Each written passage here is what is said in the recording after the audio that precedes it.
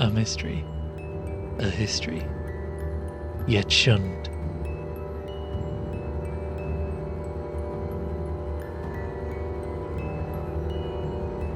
Perhaps I should ponder the shadows that have fallen over this fishing town of Innsmouth.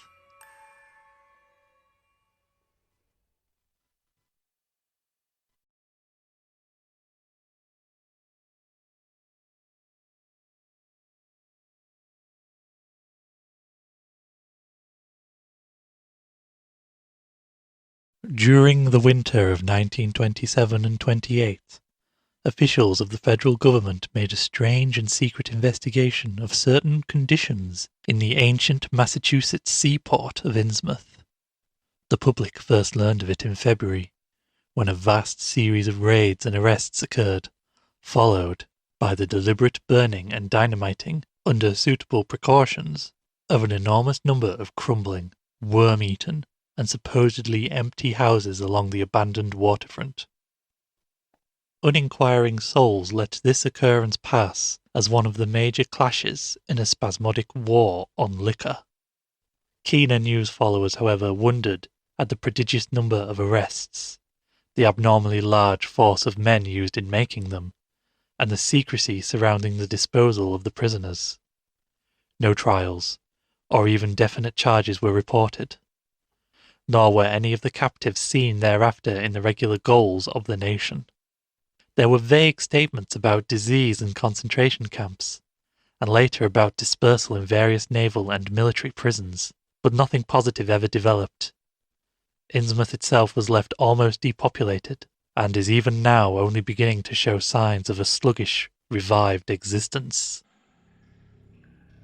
Complaints from many liberal organisations were met with long confidential discussions, and representatives were taken on trips to certain camps and prisons. As a result, these societies became surprisingly passive and reticent. Newspaper men were harder to manage, but seemed largely to cooperate with the government in the end. Only one paper, a tabloid always discounted because of its wild policy, mentioned the deep-diving submarine that discharged torpedoes downward in the marine abyss just beyond Devil Reef.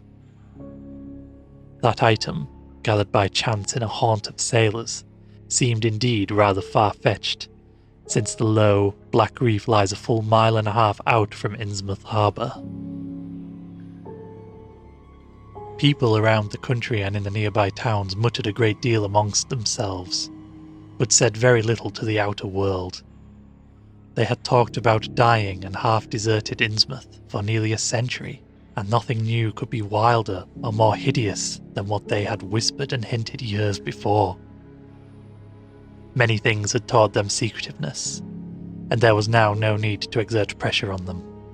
Besides, they really knew very little, for wide salt marshes, desolate and unpeopled, kept neighbours off from Innsmouth on the landward side. But at last I am going to defy the ban on speech about this thing. Results, I am certain, are so thorough that no public harm save a shock of repulsion could ever accrue from a hinting of what was found by those horrified raiders at Innsmouth. Besides, what was found might possibly have more than one explanation. I do not know just how much of the whole tale has been told even to me, and I have many reasons for not wishing to probe deeper. For my contact with this affair has been closer than that of any other layman, and I have carried away impressions which are yet to drive me to drastic measures. It was I who fled frantically out of Innsmouth in early morning hours of July 16, 1927, and whose frightened appeals for government inquiry and action brought on the whole reported episode. I was willing enough to stay mute while the affair was fresh and uncertain. But now that it is an old story with public interest and curiosity gone, I have an odd craving to whisper about those few frightful hours in that ill-rumoured and evilly shadowed seaport of death and blasphemous abnormality. The mere telling helps me to restore confidence in my own faculties, to reassure myself that I was not simply the first to succumb to a contagious nightmare hallucination. It helps me too in making up my mind regarding a certain terrible step which lies ahead of me.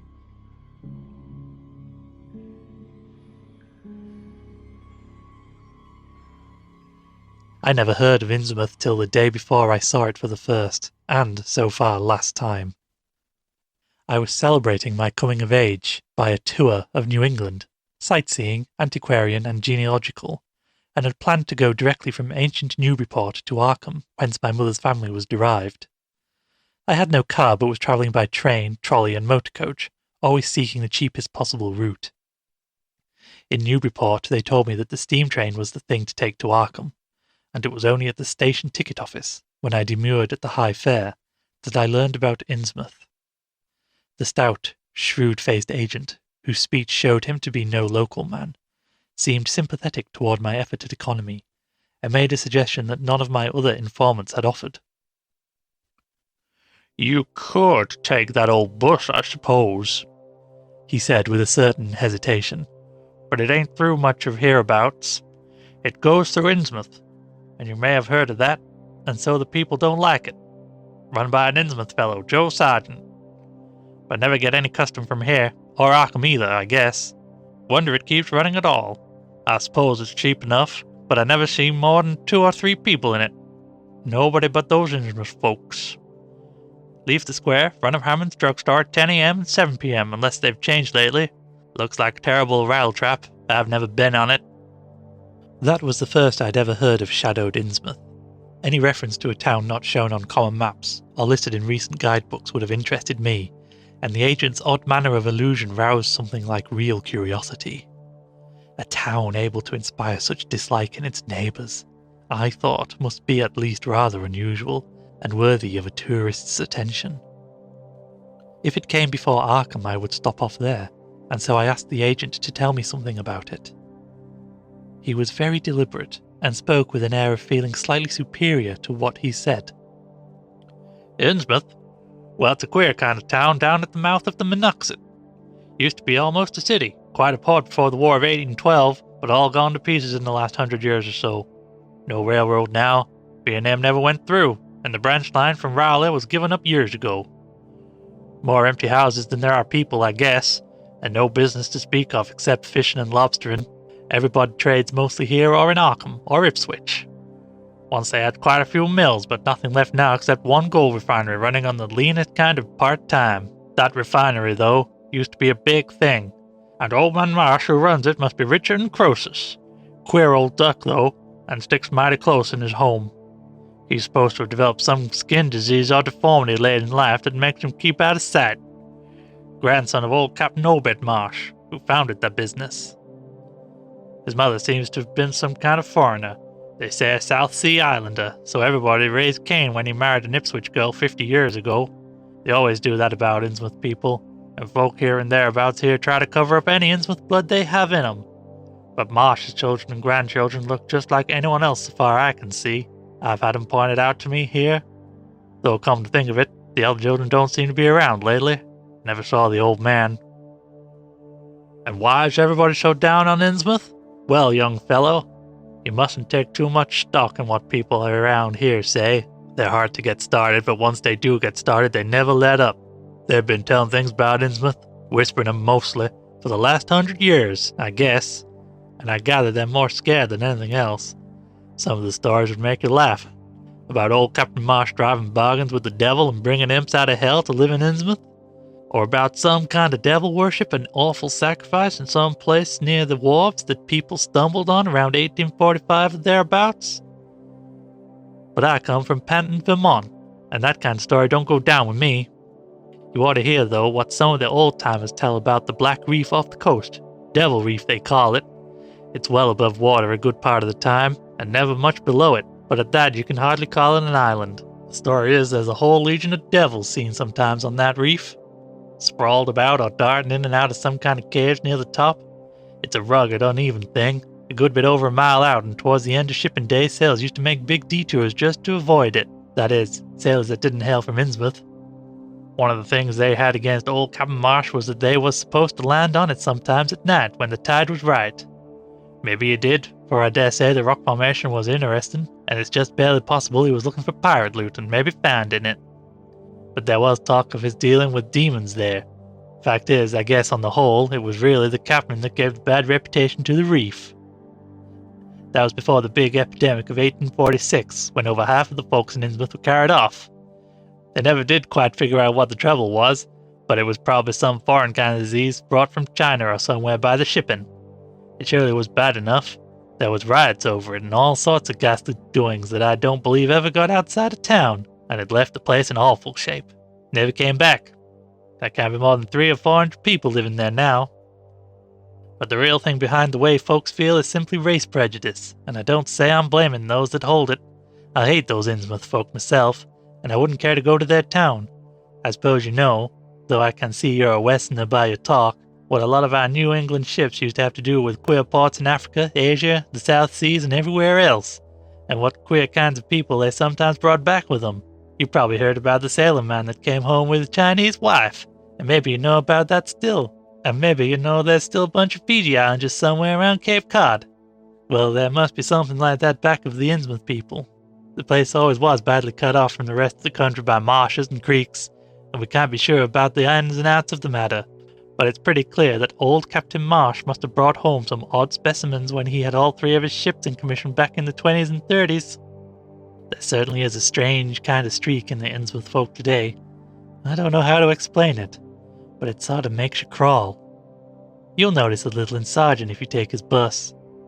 Some of them have queer narrow heads with flat noses and bulgy starey eyes that never seem to shut, and their skin ain't quite right, rough and scaby, and the sides of their necks are all shriveled or creased up. Get bald too, very young. The older folk look the worst. Fact is, I don't believe I've ever seen a very old chap of the kind. Guess they must die off while looking in the glass. Animals hate 'em. They used to have lots of horse trouble before autos came in. Nobody around here or in Arkham or Ipswich will have anything to do with them, and they act kind of offish themselves when they come to town or when someone tries to fish on their grounds. Queer how fish are always thick off Innsmouth Harbour when there ain't anywhere else around. But just try to fish there yourself and see how the folks chase you off. Those people used to come here on the railroad, walking and talking the train at Raleigh after the branch was dropped. But now they use that bus. Yes, there's a hotel in Innsmouth called the Gilman House, but I don't believe it can amount to much. I wouldn't advise you to try it. Better stay over here and take the 10 o'clock bus tomorrow morning. Then you can get an evening bus there for Arkham at 8 o'clock. There was a factory inspector who stopped at Gilman a couple of years ago, and he had a lot of unpleasant hints about the place. Seems they got a queer crowd there, for this fella heard voices in other rooms, though most of them was empty. That gave him the shivers. It was foreign talk, he thought, but he said the bad thing about it was the kind of voice that sometimes spoke. It sounded so unnatural, slopping-like, he said, that he didn't dare undress and go to sleep. Just waited up and lit out the first thing in the morning. The talk went on most all night. This fellow, Casey his name was, had a lot to say about how the Innsmouth folk watched him and seemed kind of on guard. He found the Marsh Refinery a queer place. It's an old mill on the lower falls of the Monoxet. What he said tallied up with what I'd heard. Books in bad shape and no clear account of any kind of dealings. You know, it's always been kind of a mystery where the Marshes get their gold they refine. They've never seemed to do much buying in that line, but years ago they shipped out an enormous lot of ingots. Used to be talk of a queer kind of jewelry that the sailors and refinery men sometimes sold on the sly, or that was seen once or twice on some of the Marsh womenfolk. People allowed maybe old Captain Obed traded for it at some heathen port, especially since he was always ordering stacks of glass beads and trinkets such as seafaring men used to get for native trade. Others thought and still think that he'd found an old pirate cache out there on Devil Reef. But here's a funny thing. The old captain's been dead these 60 years, and there ain't been a good-sized ship out of the place since Civil War. But just the same, the Marshes still keep on buying a few of these native trading things. Mostly glass and rubber gewgaws, they tell me. Maybe the Innsmouth folk like 'em to look at themselves. God knows they've gotten to be about as bad as South Sea cannibals and Guinea savages. That plague of 46 must have taken off the best blood in the place. Anyway, they're a doubtful lot now, and the Marshes and the other rich folk are as bad as any. As I told you, there probably ain't more than 400 in the whole town in spite of all the streets they say they are. I guess they're what they call white trash down south. Lawless and sly and full of secret doings. They got a lot of fish and lobsters and do exporting by truck. Queer how the fish swarm right there and nowhere else. Nobody can ever keep track of these people, and state school officials and census men have a devil of a time. You can bet that prying strangers ain't welcome around Innsmouth. I've heard personally of more than one business or government man that's disappeared there, and there's loose talk of one who went crazy and is out at Danvers now. They must have fixed up some awful scare for that fella. That's why I wouldn't go at night if I were you. I've never been there and have no wish to go, but I guess a day trip couldn't hurt you, even though the people hereabouts will advise you not to make it. If you're just sightseeing and looking for old-time stuff, Innsmouth ought to be quite a place for you. And so I spent part of the evening at the Newburyport Public Library looking up data about Innsmouth. When I had tried to question the natives in the shops, the lunchroom, the garages and the fire station, I had found them even harder to get started than the ticket agent had predicted, and realised that I could not spare the time to overcome their first instinctive reticences. They had a kind of obscure suspiciousness, as if there was something amiss with anyone too much interested in Innsmouth. At the YMCA, where I was stopping, the clerk merely discouraged my going to such a dismal, decadent place, and the people at the library showed much of the same attitude. Clearly, in the eyes of the educated, Innsmouth was merely an exaggerated case of civic degeneration.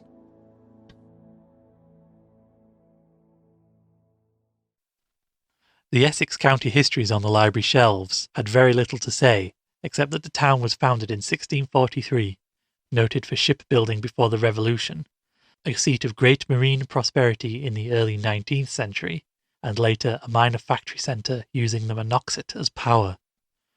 The epidemic and riots of 1846 were very sparsely treated, as if they formed a discredit to the county. References to decline were few, though the significance of the later record was unmistakable.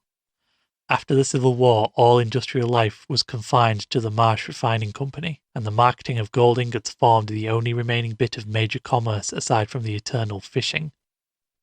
That fishing paid less and less as the price of the commodity fell and large-scale corporations offered competition, but there was never a dearth of fish around Innsmouth harbour. Foreigners seldom settled there, and there was some discreetly veiled evidence that a number of Poles and Portuguese who had tried it and had been scattered in a peculiarly drastic fashion. Most interesting of all was a glance reference to the strange jewellery vaguely associated with Innsmouth. It had evidently impressed the whole countryside more than a little, for mention was made of specimens in the Museum of Miskatonic University of Arkham and in the display room of the Newburyport Historical Society. The fragmentary descriptions of these things were bald and prosaic, but they hinted to me an undercurrent of persistent strangeness. Something about them seemed so odd and provocative that I could not put them out of my mind. And despite the relative lateness of the hour, I resolved to see the local sample, said to be a large, queerly proportioned thing evidently made for a tiara, if it could possibly be arranged.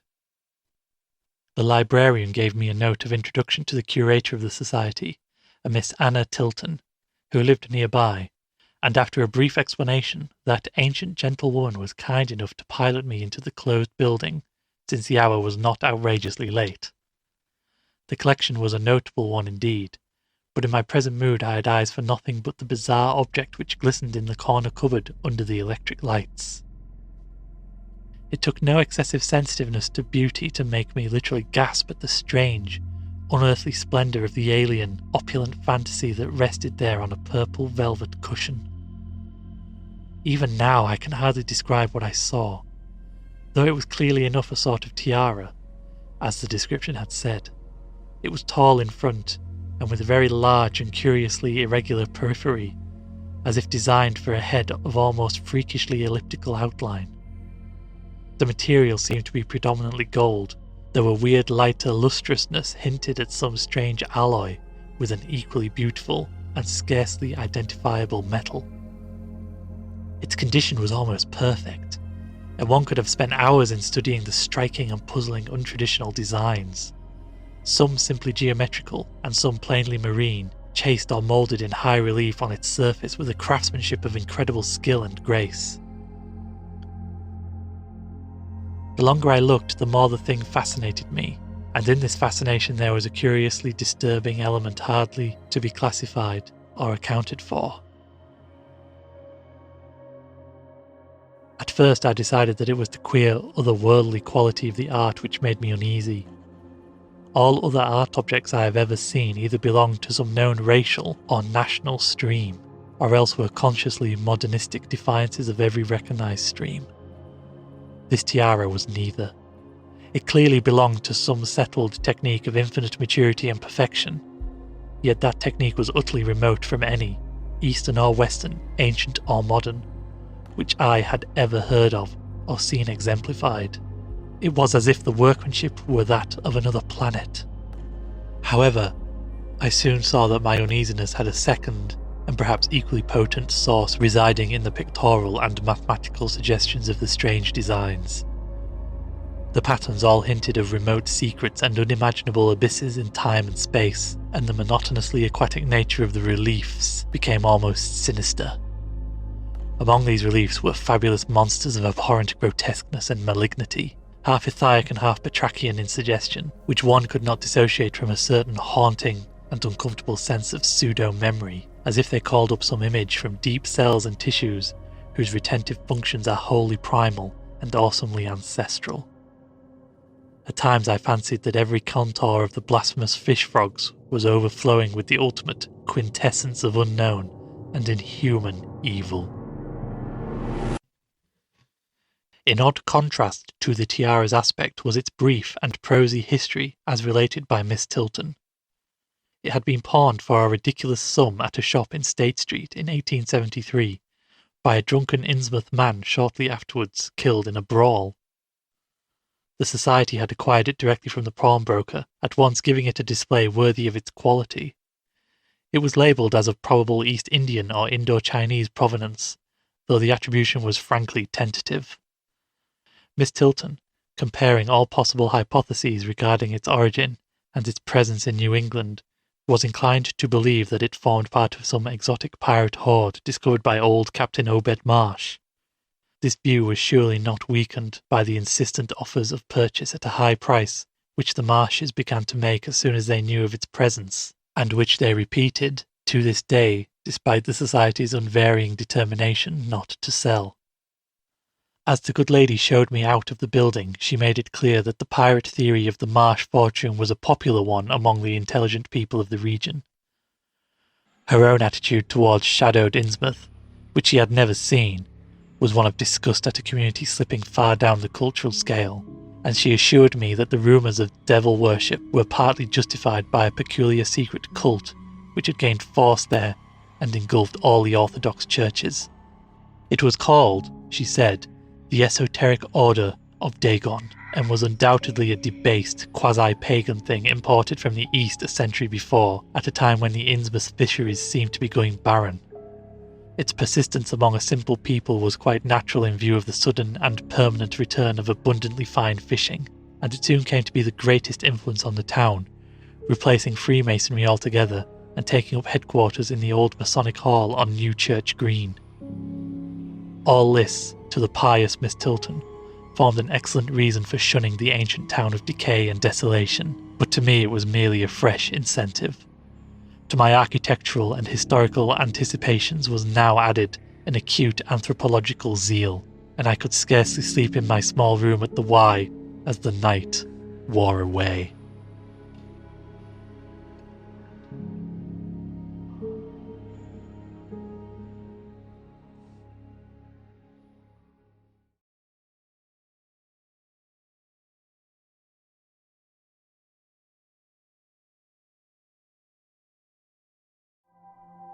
Part 2.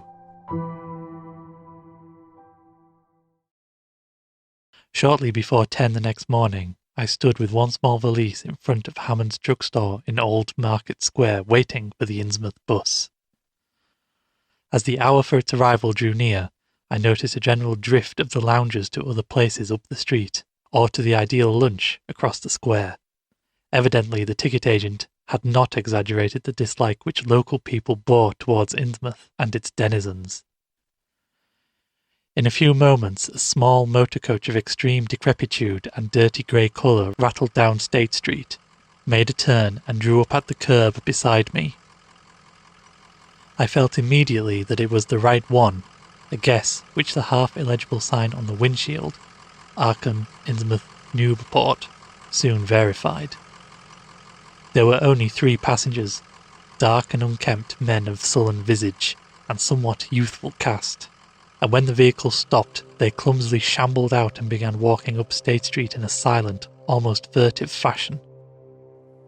The driver also alighted, and I watched him as he went into the drugstore to make some purchase. This, I reflected, must be the Joe Sargent mentioned by the ticket agent. And even before I noticed any details, there spread over me a wave of spontaneous aversion, which could be neither checked nor explained. It suddenly struck me as very natural that the local people should not wish to ride on a bus owned and driven by this man, or to visit any oftener than possible the habitat of such a man and his kinsfolk. When the driver came out of the store, I looked at him more carefully and tried to determine the source of my evil impression. He was a thin, stoop-shouldered man not much under 6 feet tall, dressed in shabby blue civilian clothes and wearing a frayed grey golf cap. His age was perhaps 35, but the odd deep creases in the sides of his neck made him seem older when one did not study his dull, expressionless face. He had a narrow head, bulging watery blue eyes that seemed never to wink, a flat nose, a receding forehead and chin, and singularly underdeveloped ears. His long, thick lip and coarse-pored, greyish cheek seemed almost beardless except for some sparse yellow hairs that straggled and curled in irregular patches, and in places the surface seemed queerly irregular, as if peeling from some cutaneous disease. His hands were large and heavily veined, and had a very unusual greyish-blue tinge. The fingers were strikingly short in proportion to the rest of the structure, and seemed to have a tendency to curl closely into a huge palm. As he walked towards the bus, I observed his peculiarly shambling gait, and saw that his feet were inordinately immense. The more I studied them, the more I wondered how he could buy any shoes to fit them. A certain greasiness about the fellow increased my dislike.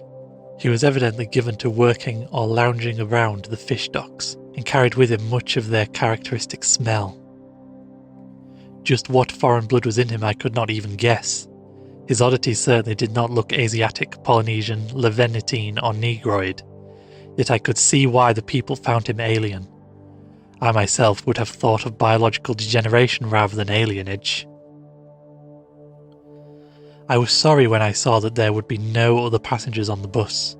Somehow I did not like the idea of riding alone with this driver, but as leaving time obviously approached, I conquered my qualms and followed the man aboard, extending him a $1 bill and murmuring the single word, Innsmouth. He looked curiously at me for a second as he returned 40 cents change without speaking. I took a seat far behind him, but on the same side of the bus, since I wished to watch the shore during the journey. At length, the decrepit vehicle started with a jerk, and rattled noisily past the old brick buildings of State Street amidst a cloud of vapour from the exhaust. Glancing at the people on the sidewalks, I thought I detected in them a curious wish to avoid looking at the bus, or at least a wish to avoid seeming to look at it. Then we turned to the left into High Street, where the going was smoother, flying by stately old mansions of the early Republic and still older colonial farmhouses, passing the lower Green and Parker River, and finally emerging into a long, monotonous stretch of open shore country. The day was warm and sunny, but the landscape of sand, sedge-grass and stunted shrubbery became more and more desolate as we proceeded. Out the window I could see the blue water and the sandy line of Plum Island, and we presently drew very near the beach as our narrow road veered off from the main highway to Rowley and Ipswich. There were no visible houses, and I could tell by the state of the road that traffic was very light hereabouts. The small, weather-worn telephone poles carried only 2 wires. Now and then we crossed crude wooden bridges over tidal creeks that wound far inland and promoted the general isolation of the region. Once in a while I noticed dead stumps and crumbling foundation walls above the drifting sand, and recalled the old tradition quoted in one of the histories I had read, that this was once a fertile and thickly settled countryside. The change, it was said, came simultaneously with the Innsmouth epidemic of 1846, and was thought by simple folk to have a dark connection with hidden forces of evil.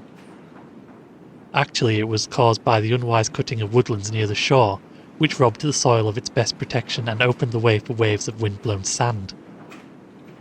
At last we lost sight of Plum Island and saw the vast expanse of the open Atlantic on our left. Our narrow course began to climb steeply, and I felt a singular sense of disquiet in looking at the lonely crest ahead where the rutted roadway met the sky. It was as if the bus was about to keep on its ascent, leaving the sane earth altogether and merging with the unknown arcana of upper air and cryptic sky. The smell of the sea took on ominous implications, and the silent driver's bent, rigid back and narrow head became more and more hateful. As I looked at him, I saw that the back of his head was almost as hairless as his face, having only a few straggling yellow strands upon a grey, scabrous surface. Then we reached the crest and beheld the outspread valley beyond, where the Monoxide joins the sea just north of the long line of cliffs that culminate in Kingsport Head and veer off toward Cape Ann. On the far misty horizon I could just make out the dizzy profile of the head, topped by the queer ancient house of which so many legends are told. But for the moment, all my attention was captured by the nearer panorama just below me. I had, I realised, come face to face with rumour-shadowed Innsmouth. It was a town of wide extent and dense construction, yet one with a pretentious dearth of visible life. From the tangle of chimney pots scarcely a wisp of smoke came, and the three tall steeples loomed stark and unpainted against the seaward horizon.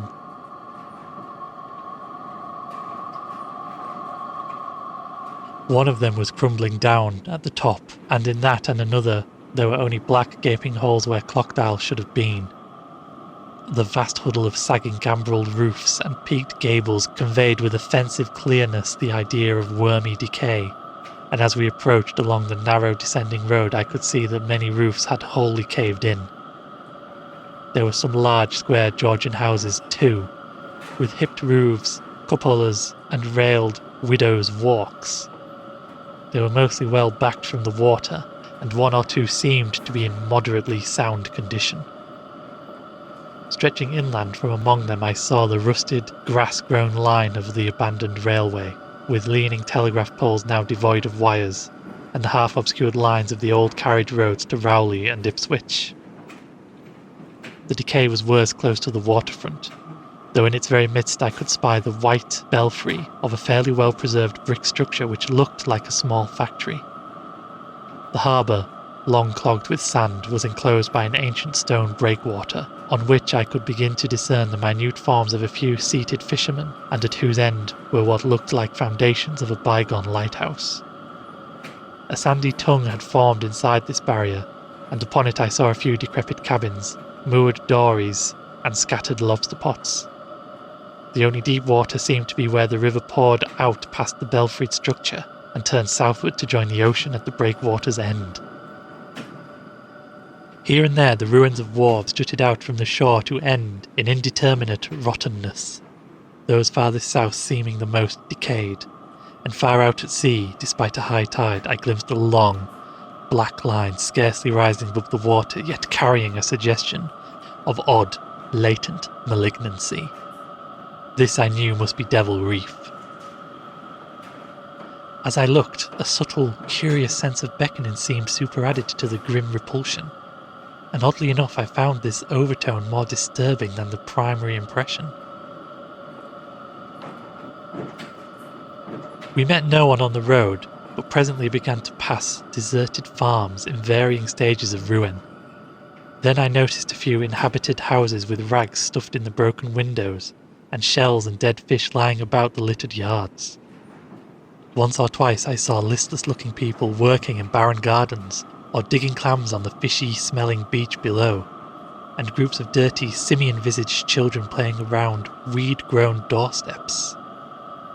Somehow these people seemed more disquieting than the dismal buildings, for almost everyone had certain peculiarities of face and motion which I instinctively disliked without being able to define or comprehend them. For a second I thought this typical physique suggested some picture I had seen, perhaps in a book, under circumstances of particular horror or melancholy, but this pseudo-recollection passed very quickly. As the bus reached a lower level, I began to catch the steady note of a waterfall through the unnatural stillness. The leaning, unpainted houses grew thicker, lined both sides of the road, and displayed more urban tendencies than did those we were leaving behind. The panorama ahead had contracted to a street scene, and in spots I could see where a cobblestone pavement and stretches of brick sidewalk had formerly existed. All the houses were apparently deserted, and there were occasional gaps where tumble-down chimneys and cellar walls told of buildings that had collapsed. Pervading everything was the most nauseating fishy odour imaginable.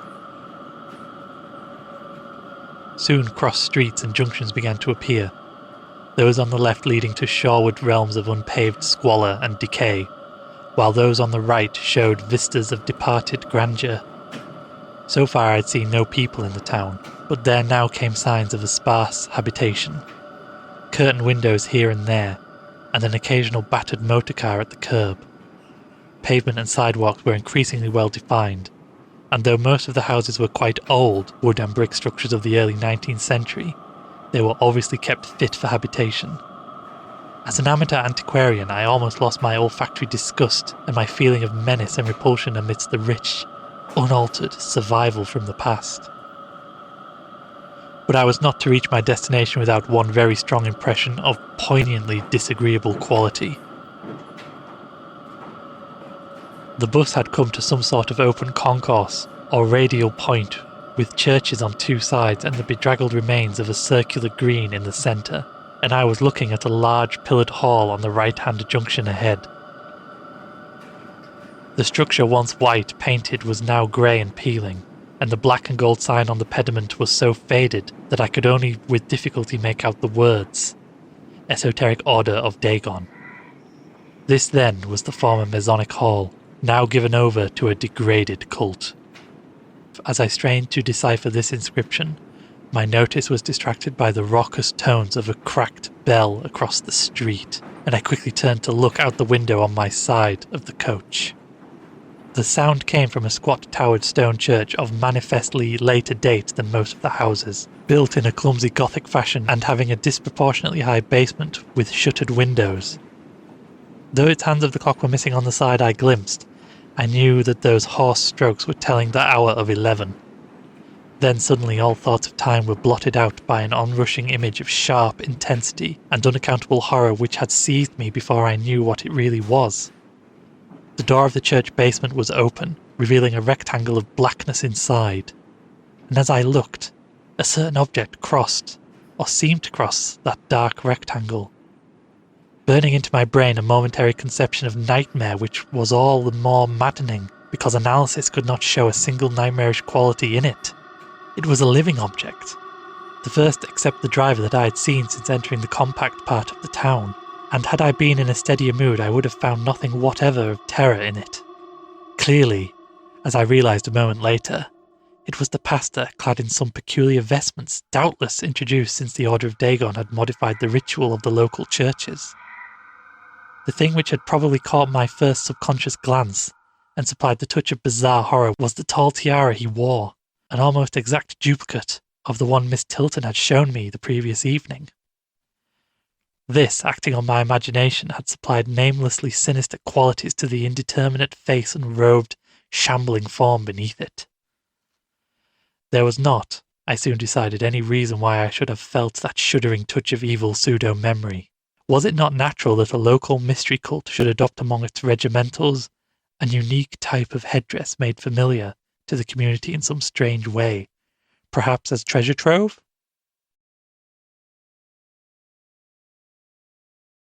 A very thin sprinkling of repellent-looking youngish people now became visible on the sidewalks, lone individuals in silent knots of 2 or 3. The lower floors of the crumbling houses sometimes harboured small shops with dingy signs, and I noticed a parked truck or two as we rattled along. The sound of waterfalls became more and more distinct, and presently I saw a fairly deep river gorge ahead, spanned by a wide, iron-railed highway bridge beyond which a large square opened out. As we clanked over the bridge, I looked out on both sides and observed some factory buildings on the edge of the grassy bluff or partway down. The water far below was very abundant, and I could see 2 vigorous sets of falls upstream on my right, and at least 1 downstream on my left. From this point, the noise was quite deafening.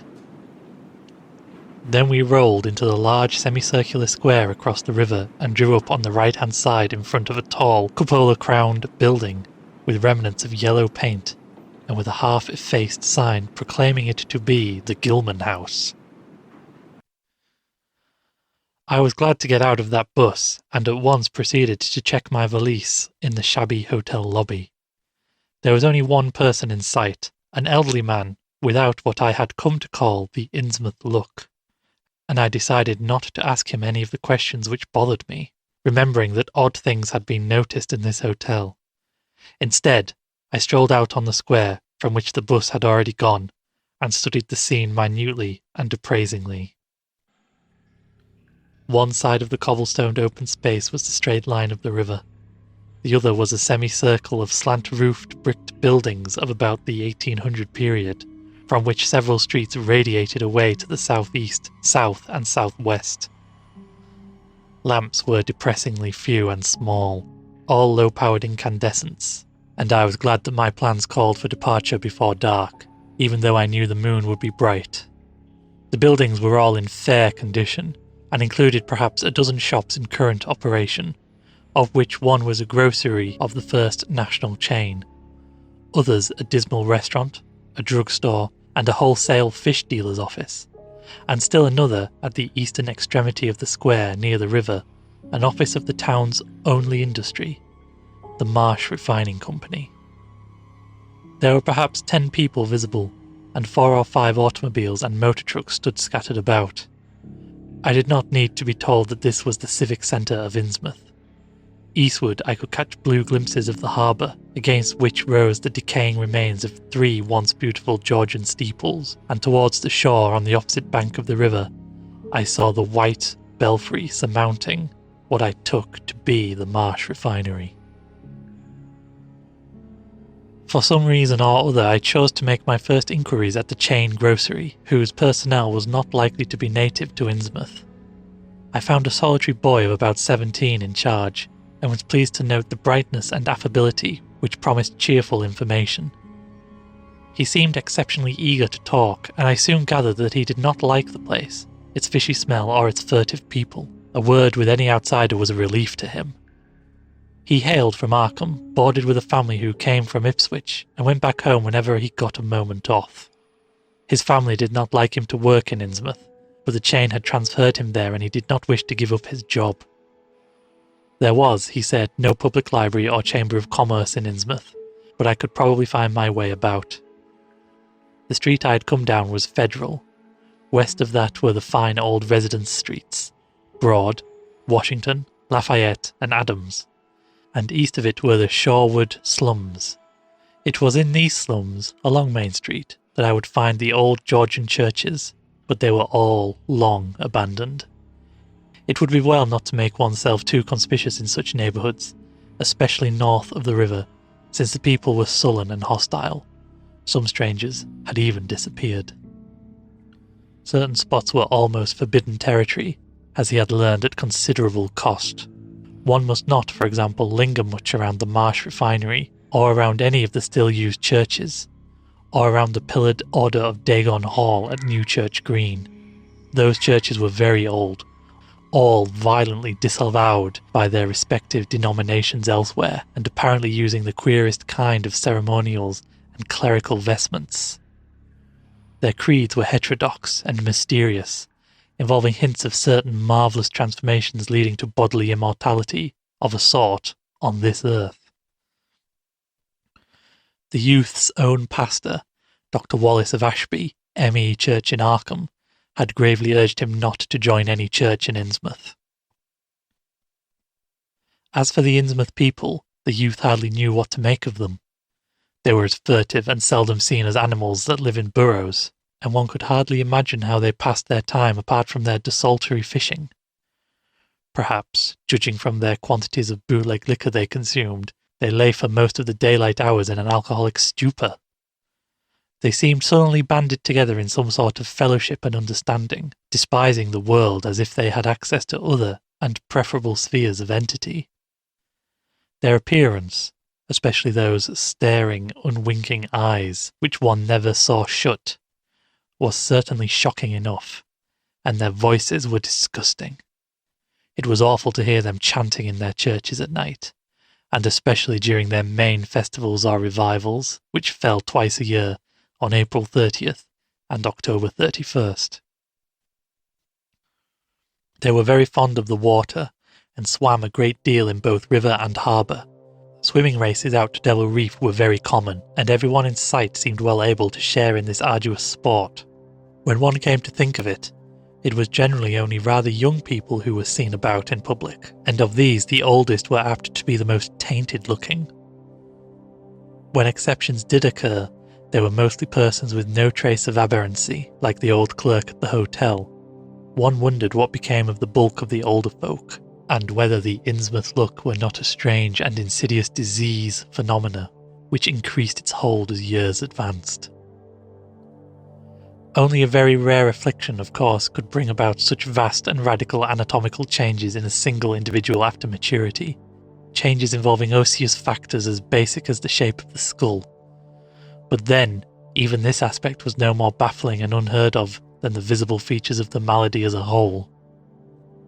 It would be hard, the youth implied, to form any real conclusions regarding such a matter, since one never came to know the natives personally, no matter how long one might live in Innsmouth. The youth was certain that many specimens, even worse than the worst visible ones, were kept locked indoors in some places. People sometimes heard the queerest kind of sounds. The tottering waterfront hovels north of the river were reputedly connected by hidden tunnels, being thus a veritable warren of unseen abnormalities. What kind of foreign blood, if any, these beings had, it was impossible to tell. They sometimes kept certain, especially repulsive characters out of sight when government agents and others from the outside world came to town. It would be of no use, my informant said, to ask the natives anything about the place. The only one who would talk was a very aged but normal-looking man who lived at the poorhouse on the north rim of the town and spent his time walking about or lounging around the fire station. This hoary character, Zadok Allen, was 96 years old and somewhat touched in the head, besides being the town drunkard. He was a strange, furtive creature who constantly looked over his shoulder as if afraid of something, and when sober could not be persuaded to talk at all with strangers. He was, however, unable to resist any offer of his favourite poison, and once drunk would furnish the most astonishing fragments of whispered reminiscence. After all, though, little useful data could be gained from him, since his stories were all insane, incomplete hints of impossible marvels and horrors which could have no source save in his own disordered fancy. Nobody ever believed him, but the natives did not like him to drink and talk with strangers, and it was not always safe to be seen questioning him. It was probably from him that some of the wildest popular whispers and delusions were derived. Several other non-native residents had reported monstrous glimpses from time to time, but between old Zadok's tales and the malformed denizens it was no wonder such illusions were current. None of the non-natives ever stayed out late at night, there being a widespread impression that it was not wise to do so. Besides, the streets were loathsomely dark. As for business, the abundance of fish was certainly almost uncanny, but the natives were taking less and less advantage of it. Moreover, prices were falling and competition was growing. Of course, the town's real business was the refinery, whose commercial office was on the square only a few doors east of where we stood. Old Man Marsh was never seen, but sometimes went to the works in a closed, curtained car. There were all sorts of rumours about how Marsh had come to look. He had once been a great dandy, and people said he still wore the frock-coat finery of the Edwardian age, curiously adapted to certain deformities. His sons had formerly conducted the office in the square, but lately they had been keeping out of sight a good deal and leaving the brunt of the affair to the younger generation. The sons and their sisters had come to look very queer, especially the elder ones, and it was said that their health was failing. One of the marsh daughters was a repellent, reptilian-looking woman who wore an excess of weird jewellery, clearly of the same exotic tradition as that to which the strange tiara belonged. My informant had noticed it many times, and he had heard it spoken of as coming from some secret horde, either of pirates or of demons. The clergymen or priests, or whatever they were called nowadays, also wore this kind of ornament as a headdress, but one seldom caught glimpses of them. Other specimens the youth had not seen, though many were rumoured to exist around Innsmouth. The Marshes, together with the other 3 gently bred families of the town, the Waits, the Gilmans, and the Elliots, were all very retiring. They lived in immense houses along Washington Street, and several were reputed to harbour in concealment certain living kinsfolk whose personal aspect forbade public view, and whose deaths had been reported and recorded. Warning me that many of the street signs were down, the youth drew for my benefit a rough but ample and painstakingly sketch map of the town's salient features. After a moment's study I felt sure that it would be of great help, and pocketed it with profuse thanks. Disliking the dinginess of the single restaurant I had seen, I bought a fair supply of cheese crackers and ginger wafers to serve as a lunch later on. My programme, I decided, would be to thread the principal streets, talk with any non-natives I might encounter, and catch the 8 o'clock coach for Arkham. The town, I could see, formed a significant and exaggerated example of communal decay, but being no sociologist I would limit my serious observations to the field of architecture. Thus I began my systematic, though half-bewildered tour of Innsmouth's narrow, shadow-blighted ways. Crossing the bridge and turning towards the roar of the lower falls, I passed close to the Marsh refinery, which seemed oddly free from the noise of industry. The building stood on the steep river bluff near a bridge and an open confluence of streets which I took to be the earliest civic centre, displaced after the revolution by the present town square. Recrossing the gorge on the Main Street Bridge, I struck a region of utter desertion which somehow made me shudder. Collapsing huddles of gambrelled roofs formed a jagged and fantastic skyline, above which rose the ghoulish, decapitated steeple of an ancient church. Some houses along Main Street were tenanted, but most were tightly boarded up.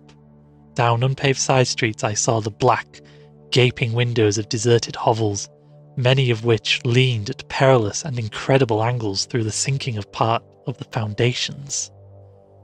Those windows stared so spectrally that it took courage to turn eastward towards the waterfront.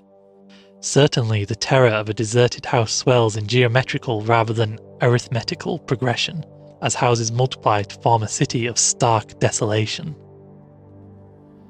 The sight of such endless avenues and fishy-eyed vacancy and death, and the thought of such linked infinities of black, brooding compartments giving over to cobwebs and memories and the conqueror worm, start up vestigial fears and aversions that not even the stoutest philosophy can disperse. Fish Street was as deserted as Main, though it differed in having many brick and stone warehouses still in excellent shape. Water Street was almost its duplicate, save that there were great seaward gaps where wharves had been. Not a living thing did I see, except for the scattered fishermen on the distant breakwater, and not a sound did I hear save the lapping of the harbour tides and the roar of the falls in the Monoxet. The town was getting more and more on my nerves, and I looked behind me furtively as I picked my way back over the tottering Water Street Bridge. The Fish Street Bridge, according to the sketch, was in ruins. North of the river, there were traces of squalid life. Active fish-packing houses in Water Street, smoking chimneys and patched roofs here and there, occasional sounds from indeterminate sources and infrequent shambling forms in the dismal streets and unpaved lanes. But I seemed to find this even more oppressive than the southerly desertion. For one thing, the people were more hideous and abnormal than those near the centre of the town, so that I was several times evilly reminded of something utterly fantastic which I could not quite place. Undoubtedly the alien strain in the Innsmouth folk was stronger here than further inland. Unless, indeed, the Innsmouth look were a disease rather than a blood strain, in which case this district might be held to harbour the more advanced cases. One detail that annoyed me was the distribution of the few faint sounds I heard. They ought naturally to have come wholly from the visible, inhabited houses, yet in reality they were often strongest inside the most rigidly boarded up facades. There were creakings, scurryings, and hoarse, doubtful noises, and I thought uncomfortably about the hidden tunnels suggested by the grocery boy. Suddenly I found myself wondering what the voices of those denizens would be like. I had heard no speech so far in this quarter and was unaccountably anxious not to do so. Pausing only long enough to look at two fine but ruinous old churches at Main and Church Streets, I hastened out of the vile waterfront slum. My next logical goal was New Church Green, but somehow or other I could not bear to repass the church in whose basement I'd glimpsed the inexplicably frightening form of that strangely diademed priest or pastor. Besides, the grocery youth had told me that the churches, as well as the Order of Dagon Hall, were not advisable neighbourhoods for strangers. Accordingly, I kept north along Main to Martin, then returning inland, crossing Federal Street safely north of the Green, and entering the decayed, Patrician neighbourhood of the Northern Broad, Washington, Lafayette and Adams Streets. Though these stately old avenues were ill-surfaced and unkempt, their elm-shaded dignity had not entirely departed. Mansion after mansion claimed my gaze, most of them decrepit and boarded up amidst neglected grounds, but one or two in each street showing signs of occupancy. In Washington Street there was a row of 4 or 5 in excellent repair and with finely tended lawns and gardens. The most sumptuous of these, with wide terraced parterres extending back the whole way to Lafayette Street, I took to be the home of Old Man Marsh, the afflicted refinery owner. In all these streets no living thing was visible, and I wondered at the complete absence of cats and dogs from Innsmouth. Another thing which puzzled and disturbed me, even in some of the best preserved mansions, was the tightly shuttered condition of many third-storey and attic windows. Furtiveness and secretiveness seemed universal in this hushed city of alienage and death, and I could not escape the sensation of being watched from ambush on every hand by sly, staring eyes that never shut. I shivered as the cracked stroke of 3 sounded from a belfry on my left. Too well did I recall the squat church from which those notes came. Following Washington Street towards the river, I now faced a new zone of former industry and commerce, noting the ruins of a factory ahead, and seeing others with the traces of an old railway station and covered railway bridge beyond up the gorge on my right. The uncertain bridge now before me was posted with a warning sign, but I took the risk and crossed again to the south bank where traces of life reappeared. Furtive, shambling creatures stared cryptically in my direction, and more normal faces eyed me coldly and curiously. Innsmouth was rapidly becoming intolerable, and I turned down Payne Street towards the square in the hope of getting some vehicle to take me to Arkham before the still distant starting time of that sinister bus.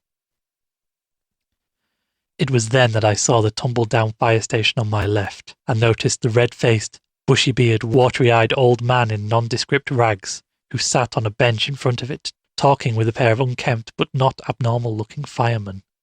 This, of course, must be Zadok Allen, the half-crazed, liquorish nonagenarian whose tales of old Innsmouth and its shadow were so hideous and incredible.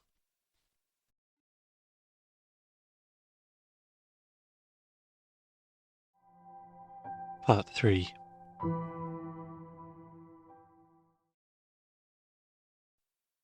It must have been some kind of imp of the perverse, or some sardonic pull from dark, hidden sources which made me change my plans as I did.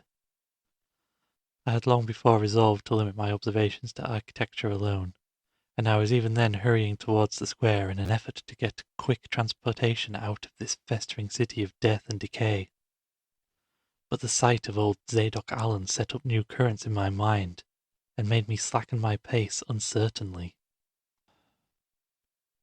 I had been reassured that the old man could do nothing but hint at wild, disjointed, and incredible legends, and I had been warned that the natives made it unsafe to be seen talking to him. Yet the thought of this aged witness to the town's decay, with memories going back to the early days of ships and factories, was a lure that no amount of reason could make me resist. After all, the strangest and maddest of myths are often merely symbols, or allegories based upon truth, and old Zadok must have seen everything which went on around Innsmouth for the last 90 years. Curiosity flared up beyond sense and caution, and in my youthful egotism I fancied I might be able to sift a nucleus of real history from the confused, extravagant outpouring I would probably extract with the aid of raw whiskey. I knew that I could not accost him then and there, for the fireman would surely notice and object. Instead, I reflected, I would prepare by getting some bootleg liquor at a place where the grocery boy had told me it was plentiful. Then I would loaf near the fire station in apparent casualness and fall in with old Zadok after he had started on one of his frequent rambles. The youth said that he was very restless, seldom sitting around the station for more than an hour or two at a time. A quart bottle of whiskey was easily, though not cheaply, obtained in the rear of a dingy variety store just off the square in Elliot Street. The dirty-looking fellow who waited on me had a touch of the staring Innsmouth look, but was quite civil in his way, being perhaps used to the custom of such convivial strangers, truckmen, gold buyers and the like, as were occasionally in town. Re-entering the square, I saw that luck was with me, for shuffling out of Payne Street around the corner of the Gilman house I glimpsed nothing less than the tall, lean, tattered form of old Zadok Allen himself. In accordance with my plan, I attracted his attention by brandishing my newly purchased bottle, and soon realised that he began to shuffle wistfully after me as I turned into Waite Street on my way to the most deserted region I could think of. I was steering my course by the map the grocery boy had prepared, and was aiming for the wholly abandoned stretch of southern waterfront which I had previously visited. The only people in sight there had been the fishermen on the distant breakwater, and by going a few squares south I could get beyond the range of these, finding a pair of seats on some abandoned wharf, and being free to question old Zadok unobserved for an indefinite time. Before I reached Main Street I could hear a faint and wheezy, "Hey, mister!" and I presently allowed the old man to catch up and take copious pulls from the quart bottle. I began putting out feelers as we walked along to Water Street, and turned southward amidst the omnipresent desolation and crazily tilted ruins, but found that the aged tongue did not loosen as quickly as I had expected. At length I saw a grass-grown opening towards the sea between crumbling brick walls, with the weedy length of an earthen masonry wharf projecting beyond. Piles of moss-covered stones near the water promised tolerable seats, and the scene was sheltered from all possible view by a ruined warehouse on the north. Here, I thought, was the ideal place for a long, secret colloquy. So I guided my companion down the lane, and picked out spots to sit in among the mossy stones. The air of death and desolation was ghoulish, and the smell of fish almost insufferable, but I was resolved to let nothing deter me. About 4 hours remained for conversation if I were to catch the 8 o'clock coach for Arkham, and I began to dole out more liquor to the ancient tippler, meanwhile eating my own frugal lunch. In my donations I was careful not to overshoot the mark, for I did not wish Zadok's vinous garrulousness to pass into a stupor. After an hour his furtive taciturnity showed signs of disappearing, but much to my disappointment he still sidetracked my questions about Innsmouth and its shadow-haunted past.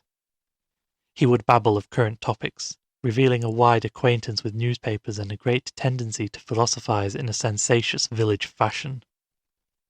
Toward the end of the second hour I feared my quart of whiskey would not be enough to produce results, and was wondering whether I had better leave old Zadok and go back for more. Just then, however, chance made the opening which my questions had been unable to make, and the wheezing ancient rambling took a turn that caused me to lean forward and listen alertly. My back was towards the fishy-smelling sea, but he was facing it, and something or other had caused his wandering gaze to light on the low, distant line of Devil Reef, then showing plainly and almost fascinatingly above the waves. The sight seemed to displease him, for I began a series of weak curses which ended in a confidential whisper and a knowing leer. He bent toward me, took hold of my coat lapel and hissed out some hints that could not be mistaken. "That's where it all began. That cursed place of all wickedness where the deep water starts. Gates of hell. Sheer drop down to a bottom no sounding line can take. Old Captain Obed done it. Him that found out more and was good for him in the South Sea Islands. Everybody was in a bad way them days. Trade falling off, mills losing business, even the new ones. And the best of our men folks killed a privateer in war in 1812 or lost with the Eliza brig at Ranger's Snow. Both of them Gilman Ventus. Obed Marsh, he had 3 ships afloat, Brigantine Columbia, Brig Hetty, and Box the Martry Queen. He was the only one that's keeping on with the East Indy and Pacific trade, though Esdras Martin Barkentine Malady Pride made a venture as late as 28. Never was nobody like Captain Obed, old Limmer Satan. I can't mind him a telling about furrin parts and calling all the folks stupid for going on Christian meeting and bearing their burdens meek and lowly. Says they'd ought to get better gods like some old folk in the Ingies. Gods as bringin' good fishing in return for their sacrifice, and really answer folks' prayers. Matt Elliot, his first mate, talked a lot too, only he was aging folk doing unheathen things. Told about an island east of Otheti where there was a lot of stone ruins older than people knew anything about. Kinda like them on Panape in the Carolines, but with carvings of faces that looked like the big statues on Easter Island. There was a little volcanic island near there too, where there was other ruins with different carvings. Ruins all wore away like they'd been under the sea once, and with pictures of awful monsters all over 'em. Well, sir, Matty says the natives around there had all the fish they could catch, and sported bracelets and amulets and head rigs made out of queer kind of gold and covered with pictures of monsters, just like the ones carved over the ruins on the little island. Sort of fish like frogs or frog like fishes that were drawn in all kinds of positions like there was human beings. Nobody could get about them while they got all the stuff, nor all the other natives wondering how they managed to find fish in plenty where they very next island they laid pickings. Matt, he got to wondering too, and so did Captain Obed. Obed he notices, besides that lot of the handsome young folks and dropping out of sight for good for year to year, and that they want men if old folks around. Also, he thinks some of the folks look darned queer even for Kanakis. It took Obed to get the truth out of them heathen. I don't know how he done it, but he began by trading for the gold-like things they wore. Asked them where they came from, and if they could get more, and finally wormed the story out of the chief, Wallachia they called him. Nobody but Oded would ever believe the old yellow devil, but the captain could read folks like they was books. Nobody never believes me now when I tell 'em, and I don't suppose you will, young fella. But come to look at ye, you have kinda got them sharp reading eyes like Obed had. The old man's whisper grew fainter, and I found myself shuddering at the terrible and sincere pretentiousness of his intonation, even though I knew his tale could be nothing but drunken fantasy. Well, sir, Obed he learned that there's things on this earth as most folk never heard about. I won't believe if they did hear. It seems these Kanakis were sacrificing heaps of their young men and maidens to some kind of god thing that lived under the sea, and getting all kinds of favor in return. They met the things on the little islet with the queer ruins, and it seems them awful pictures of frogfish monsters was supposed to be pictures of these things. Maybe they was the kind of critters that got all the mermaid stories and such started. They had all kinds of cities on the sea bottom, and the islands were heaved up from there. Seems they had some of the things alive in the stone buildings where the island come up sudden to the surface. That's how the Kanakis got wind. They was down there. Made sign talk as soon as they got over being scared, and pieced up a bargain afore long. Them things like human sacrifices. I'd had 'em ages afore, but lost track of the upper world after a time. What they done to the victims it ain't for me to say, and I guess Obed wasn't none too sharp about asking. But it was all right with the heathens because they didn't have a hard time and was desperate about everything. They given a starting number of young folks to the sea things twice every year, May Eve and Hallow Eve, regular as could be. Also gave some of the carved knickknacks they made. What the things agreed to give in return was plenty of fish. They drove 'em in from all over the sea, and a few gold-like things now and then. Well, as I says, the natives met the things on the little volcanic islet, going there in canoes with the sacrifices, etc., and bringing back any of the gold like jewels as they're coming to 'em. At first, things didn't never go on to the mainland, but arter a time they came to wanna. Seems they hankered after mixing with the folks, and having gin ceremonies in the big days, may even Halloween. You see, they was able to live both in and out of the water, what they call amphibians, I guess. The Kanakys told 'em as how folks from the other island might want to wipe 'em out if they got wind of their being there. But it says they don't care much, because they could wipe out the whole brood of humans if they were willing to bother. That is, any as didn't have starting signs sec as was used on't by the lost old ones, whoever they was. But not wanting to bother, they'd lay low when anybody visited the island.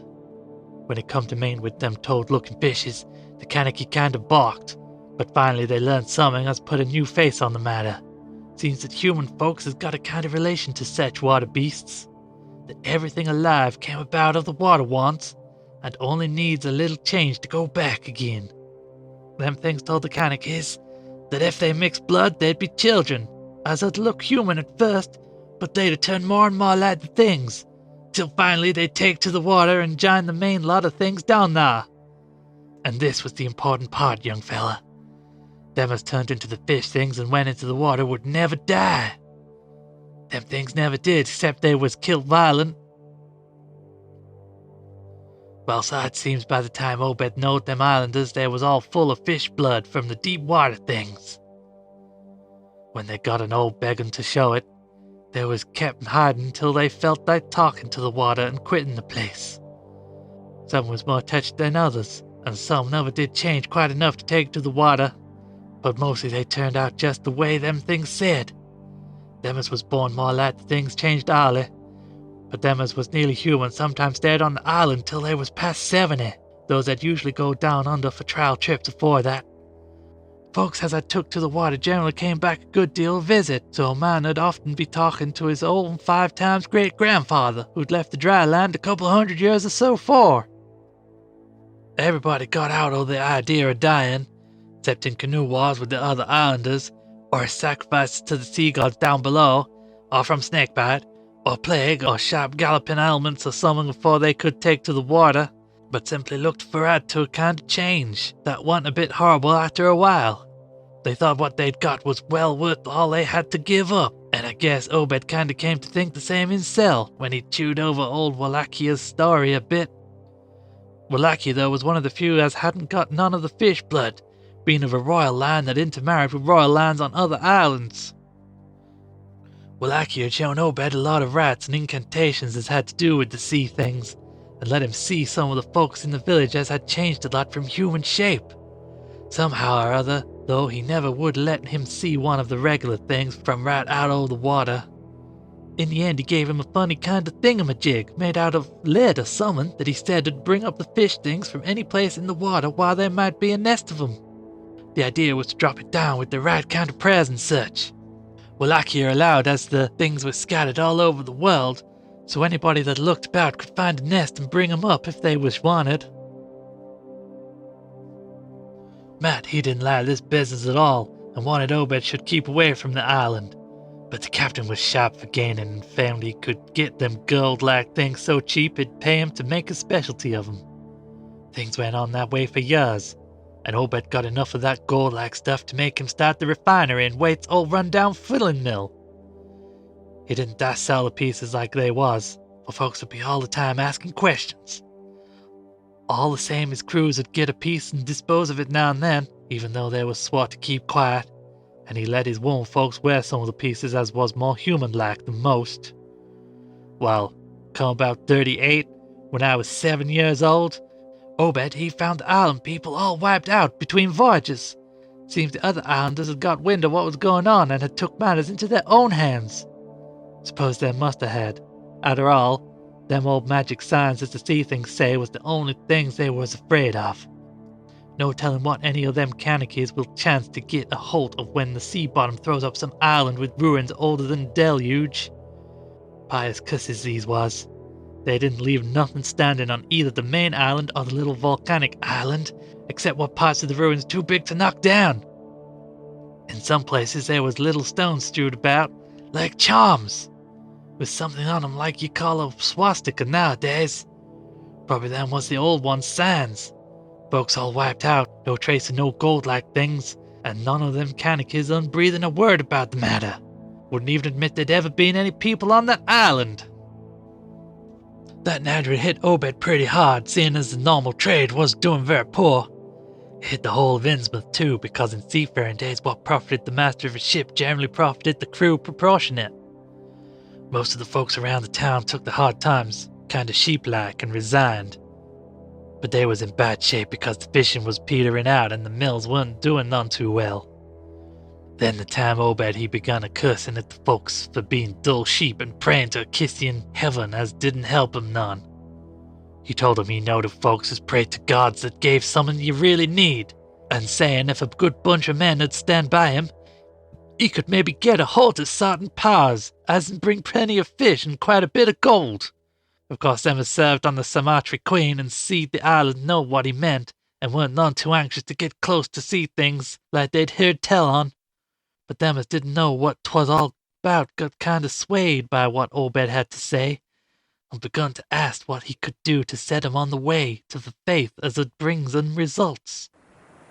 Here the old man faltered, mumbled, and lapsed into a moody and apprehensive silence, glancing nervously over his shoulder, and then turning back to stare fascinatedly at the distant black reef. When I spoke to him he did not answer, so I knew I would have to let him finish the bottle. The insane yarn I was hearing interested me profoundly, for I fancied there was contained within it a sort of crude allegory based upon the strangeness of Innsmouth, and elaborated by an imagination at once creative and full of scraps of exotic legend. Not for a moment did I believe that the tale had any real substantial foundation, but nonetheless the account held a hint of genuine terror, if only because it brought in references to strange jewels clearly akin to the malign tiara I had seen at Newburyport. Perhaps the ornaments had, after all, come from some strange island, and possibly the wild stories were lies of the bygone Obed himself rather than of this antique topper. I handed Zadok the bottle, and he drained it to the last drop. It was curious how he could stand so much whiskey, for not even a trace of thickness had come into his high, wheezy voice. He licked the nose of the bottle and slipped it into his pocket. Then, beginning to nod and whisper softly to himself, I bent close to catch any articulate word he might utter, and thought I saw a sardonic smile behind the stained, bushy whiskers. Yes, he was really forming words, and I could grasp a fair proportion of them. Poor Matt. Matt he allus was again it. Tried to line up the folks on his side, and had long talks with the preachers. No use. They run the Congregational parson out of town, and the Methodist fella quit. Never did see Resolve Babcock, the Baptist parson, again. Wrath o' Jovie. I was a mighty little critter, but I heard what I heard and seen what I seen. Dagon and Astereth, Belial and Beelzebub, gold calf and the idols of Canaan, and the Philistines, Babylonish abomination, Mene, Tekel, Upharsten. He stopped again, and from the look in his watery blue eyes I feared he was close to a stupor after all. But when I gently shook his shoulder he turned on me with astonishing alertness and snapped out some more obscure phrases. Don't believe me, hey? Then just tell me, young fella, why Captain Obed and 20 other folks used to row out to Devil Reef in the dead of night and chant things so loud you could hear 'em all over town when the wind was right. Tell me that, hey? And tell me why Obed was always dropping heavy things down into the deep water t'other side of the reef while the bottom shoots down like a cliff lower than you can sound. Tell me what he was doing with that funny-shaped lead thingamajig as Wallachia gave him. Hey, boy? And what did they howl on May Eve and again next Halloween? And why'd the new church parsons, fellas all used to be sailors, wear them queer robes and cover themselves with them gold-like things Obed brung? Hey? The watery blue eyes were almost savage and maniacal now, and the dirty white beard bristled electrically. Old Zadok probably saw me shrink back, for he had begun to cackle evilly. Beginning to see, eh? Maybe you'd like to have been me in them days. when I see things at night out to sea from the cupola top of my house. Oh, I can tell you, little pictures have big ears, and I wasn't missing nothing or what was gossiping about Captain Obed and the folks about the reef. How about the night I took my parship glass up to the cupola and seen the river bristling thick with shapes that drove off quick soon the moon riz? Obed and folks was in a dory, but them shapes dove off the far side into the deep water and never come up. How do you like to have been a little shaver alone up in the cupola and watching shapes and wasn't human shapes, hey? The old man was getting hysterical, and I began to shiver with a nameless alarm. He laid a gnarled claw on my shoulder, and it seemed to me that its shaking was not altogether that of mirth. Suppose one night you see some heavy heaved off in Obed's dory before the reef, and then learn next day a young fellow was missing from home, hey? Did anyone see, hide or hair or Hiram Gilman again? Did they? And Nick Pierce? And Lily White? And the Darner and Southwick? And Henry Garrison, hey? Shapes talking sign language with their hands. Them as had real hands.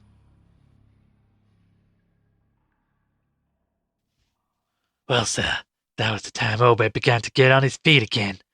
Folks see his 3 daughters are wearing gold-like things and nobody had never seen 'em before, and smoke started coming out of them refinery chimneys.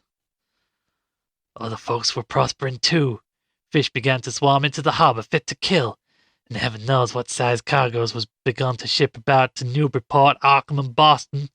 'Twas then Obed got the Old Branch Railroad put through. Some Kingsport fishermen heard about the catch and came up in sloops, but they was all lost. Nobody never see 'em again. And just then our folks organized the Esoteric Order of Dagon and bought Masonic Hall off in Cavalry Commandery for it. My Elliot was a Mason and again the selling, but he dropped out our sight just then. Remember, I ain't saying Obed was set on heaving things just like they was on that Kaniki Isle. I don't think he aimed at first to do no mixing, nor raise no young ones to take to the water and turn into fishes with eternal life.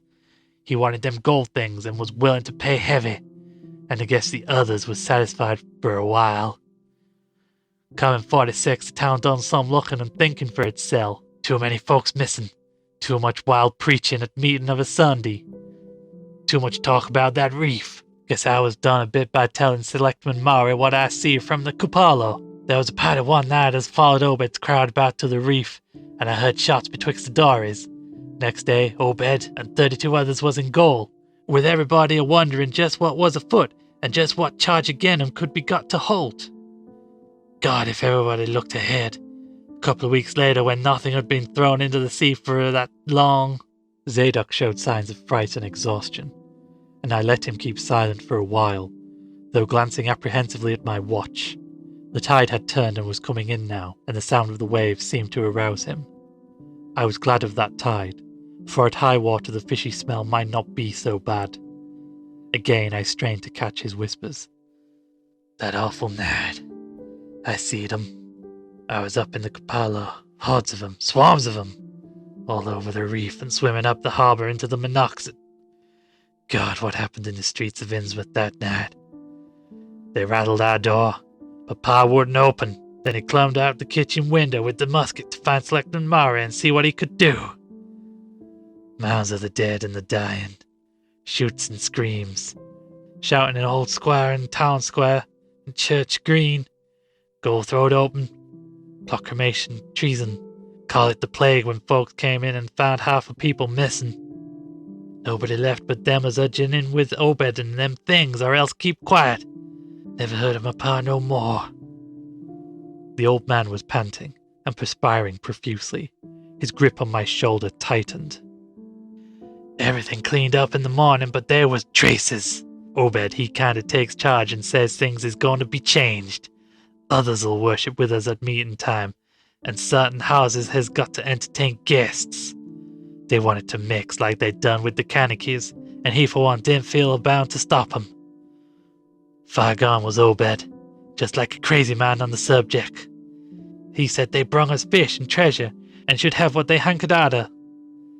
Nothing was to be different on the outside, only we was to keep shy of strangers if we know what was good for us. We all had to take the oath of Dagon, and later on there was second and third oaths that someone else took. Then as I'd help special, I'd get special rewards, gold and such. No use balking, for there was millions of 'em down there. They'd rather not start rising and wiping out humankind, but if they was give away and forced to, they could do a lot towards just that. We didn't have them old charms to cut 'em off like folks in the South Seas did, and them kind of kids would never give away their secrets. Yield up enough sacrifices and savage knickknacks, and harborage in the town when they wanted it, and they'd let well enough alone. Won't bother no strangers that might bear tales outside. That is, without they got prying. All in the band of the faithful, Ordred Dagon. And the children should ne'er die, but go back to the mother Hydra and father Dagon, what we all come from want. Ja, Cthulhu Fatagen, Funugle, Melguana, Cthulhu Laye, Webagna Fatagen. Old Zadok was fast lapsing into stark raving, and I held my breath. Poor old soul. To what pitiful depths of hallucination had his liquor, plus his hatred of the decay, alienage, and disease around him brought that fertile, imaginative brain? He began to moan now, and tears were coursing down his charnel cheeks into the depths of his beard. God, what I seen sin I was 15 years old. Mene, Tickle, Upsarsen. The folks as was missing, and them as killed theirselves, them as told things in Arkham or Ipswich or such places was all called crazy, like you're calling me right now. But God, what I seen, they'd have killed me long ago for what I know. Only I took the first and second oaths of Dagon off an Obed, so I was protected unless a jury of 'em proved I told things knowingly and deliberate. But I wouldn't take the third oath. I'd have died rather than take that. It got worse around Civil War time, when children born Cent 46 began to grow up. Some of 'em, that is. I was afeard. Never did no prying after that awful night. I'd never see one of them close to in all my life. That is, never no full-blooded one. I went to the war, and if I'd had a guts or sense, I'd never come back, but settled away from here. But folks wrote me things once so bad. That, I suppose, was because government draftmen was in town after 63. Out of the war, it was just as bad again. People began to fall off. Mills and shops shut down. Shipping stopped and the harbor choked up. Railroad gave up, but they never stopped swimming in and out of the river from that cursed reef of Satan. And more attic windows got boarded up. And more noises was heard in houses, as weren't supposed to have nobody in 'em. Folks outside have stories about us. Suppose you heard of plenty of 'em, seeing what questions you asked. Stories about things they've seen now and then, and about that queer jewelry that still comes in from somewheres and ain't quite all melted up. But nothing never gets definite. Nobody'll believe nothing.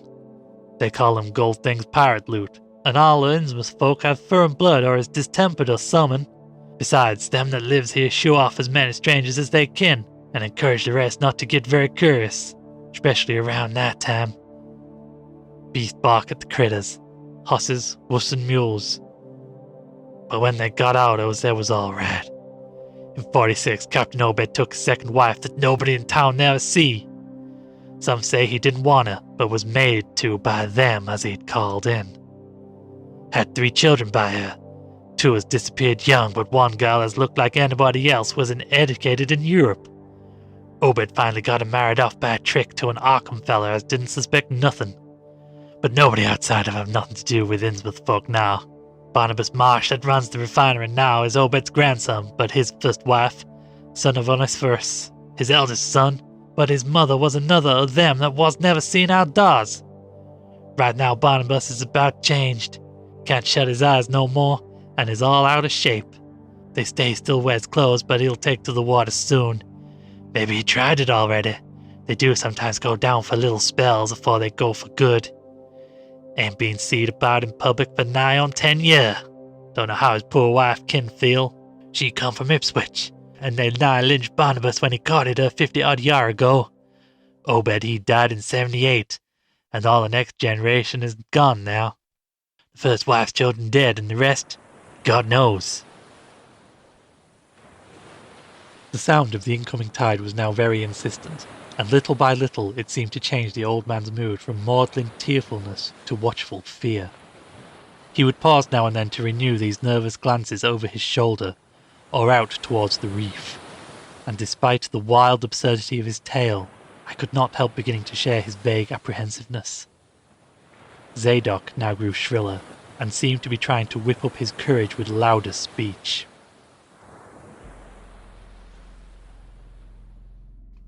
Hey, you, why don't you say something? How'd you like to be living in a town like this? With everything a-rotting and dying and boarded up, monsters crawling and bleeding and barking and hopping around black cellars and attics everywhere you turn, hey? How'd you like to hear the howling night out of night from the churches in order of Dagon Hall? Huh? And know what's doing part of the howling? How'd you like to hear what comes from that awful reef every May Eve and howl mass, hey? Think old man's crazy, huh? Well, sir, let me tell you, that ain't the worst! Zadok was really screaming now, and the mad frenzy of his voice disturbed me more than I cared to own. Curse you! Don't sit there staring at me with them eyes! I tell Obed Marsh he's in hell, and has got to stay there! In hell, I says, can't get me! I ain't got nothing, not told nobody nothing! Oh, you young fella! Well, even if I ain't told nobody nothing yet, I'm a-gonna to now. You just sit still and listen to me, boy. This is what I ain't never told nobody. I say I don't do no prying out of that night, but I found things out just the same. You want to know what the real horror is, hey? Well, it's this. It ain't what them fish devils has done, but what they're gonna do. They're a-bringing things up about where they come from into the town. Been doing it for years and slackening up lately. Them houses north of river twixt Water and Main Street is full of them. Them devils and what they bring. I say when they get ready. Ever hear tell of a Shoggoth? Huh? Do you hear me? I tell you I know what them things be. I seen 'em one night.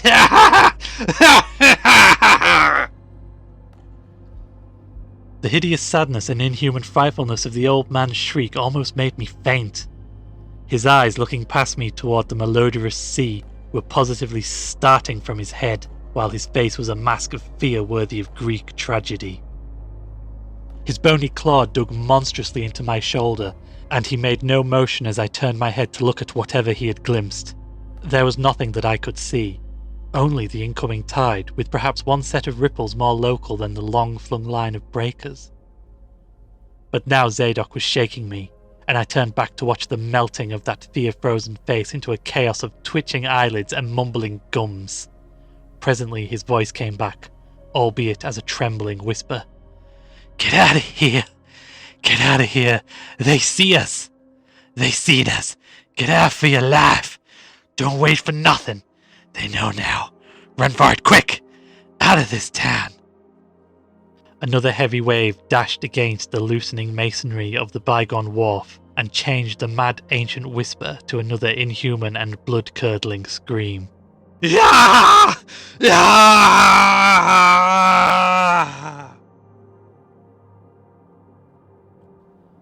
Before I could recover my scattered wits, he had relaxed his clutch on my shoulder and dashed wildly inland towards the street, reeling northward around the ruined warehouse wall. I glanced back at the sea, but there was nothing there, and when I reached Water Street and looked along it towards the north, there was no remaining trace of Zadok Allen.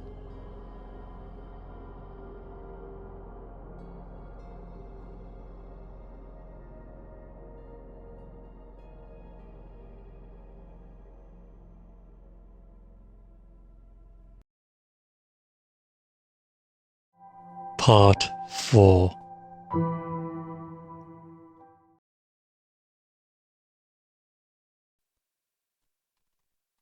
I can hardly describe the mood in which I was left by this harrowing episode. An episode at once mad and pitiful, grotesque and terrifying. The grocery boy had prepared me for it, yet the reality left me none the less bewildered and disturbed. Puerile though the story was, old Zadok's insane earnestness and horror had communicated to me a mounting unrest, which joined with my earlier sense of loathing for the town and its blight of intangible shadow.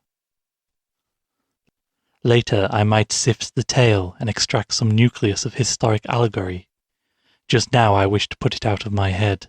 The hour had grown perilously late. My watch said 7:15, and the Arkham bus left town square at 8. So I tried to give my thoughts as neutral and practical a cast as possible. Meanwhile, walking rapidly through the deserted streets of gaping roofs and leaning houses towards the hotel, where I had checked my valise and would find my bus.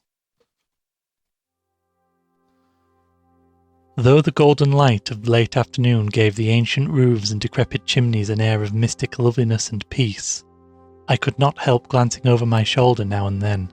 I would surely be very glad to get out of malodorous and fear-shadowed Innsmouth, and wished there were some other vehicle than the bus driven by that sinister-looking fellow sergeant. Yet I did not hurry too precipitately, for there was architectural details worth viewing at every silent corner, and I could easily, I calculated, cover the necessary distance in a half hour. Studying the grocery youth map and seeking a route I had not traversed before, I chose Marsh Street instead of State for my approach to Town Square. Near the corner of Fall Street I began to see scattered groups of furtive whisperers, and when I finally reached the square I saw that almost all the loiterers were congregated around the door of the Gilman house. It seemed as if many bulging, watery, unwinking eyes looked oddly at me as I claimed my valise in the lobby, and I hoped that none of these unpleasant creatures would be my fellow passengers on the coach. The bus, rather early, rattled in with 3 passengers somewhat before 8, and an evil-looking fellow on the sidewalk muttered a few indistinguishable words to the driver. Sergeant threw out a mailbag and a roll of newspapers and entered the hotel, while the passengers, the same men whom I had seen arriving in Newburyport that morning, shambled to the sidewalk and exchanged some faint, guttural words with a loafer in a language I could have sworn was not English. I boarded the empty coach and took the same seat I had taken before, but was hardly settled before Sergeant reappeared and began mumbling in a throaty voice of a peculiar repulsiveness. I was, it appeared, in very bad luck. There had been something wrong with the engine, despite the excellent time made from Newburyport, and the bus could not complete the journey to Arkham. No, it could not possibly be repaired that night, nor was there any other way of getting transportation out of Innsmouth, either to Arkham or elsewhere. Sergeant was sorry, but I would have to stop over at the Gilman. Probably the clerk would make the price easy for me, but there was nothing else to do. Almost dazed by this sudden obstacle and violently dreading the fall of night in this decaying and half-unlighted town, I left the bus and re-entered the hotel lobby, where the sullen, queer-looking night clerk told me I could have room 428 on next the top floor, large but without running water, for $1. Despite what I had heard of this hotel in Newburyport, I signed the register, paid my $1, let the clerk take my valise, and followed that sour, solitary attendant up 3 creaking flights of stairs past dusty corridors which seemed wholly devoid of life. My room, a dismal rear one with 2 windows and bare, cheap furnishings, overlooked a dingy courtyard otherwise hemmed in by low, deserted brick blocks, and commanded a view of decrepit, westward stretching roofs, with a marshy countryside beyond. At the end of the corridor was a bathroom, a discouraging relic with ancient marble bowl, tin tub, faint electric light, and musty, wooden panelling around all the plumbing fixtures. It being still daylight, I descended to the square and looked around for a diner of some sort, noticing as I did the strange glances I received from the unwholesome loafers. Since the grocery was closed, I was forced to patronize the restaurant I had shunned before.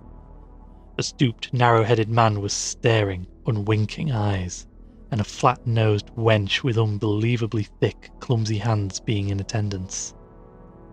The service was of the counter type, and it relieved me to find that much was evidently served from cans and packages.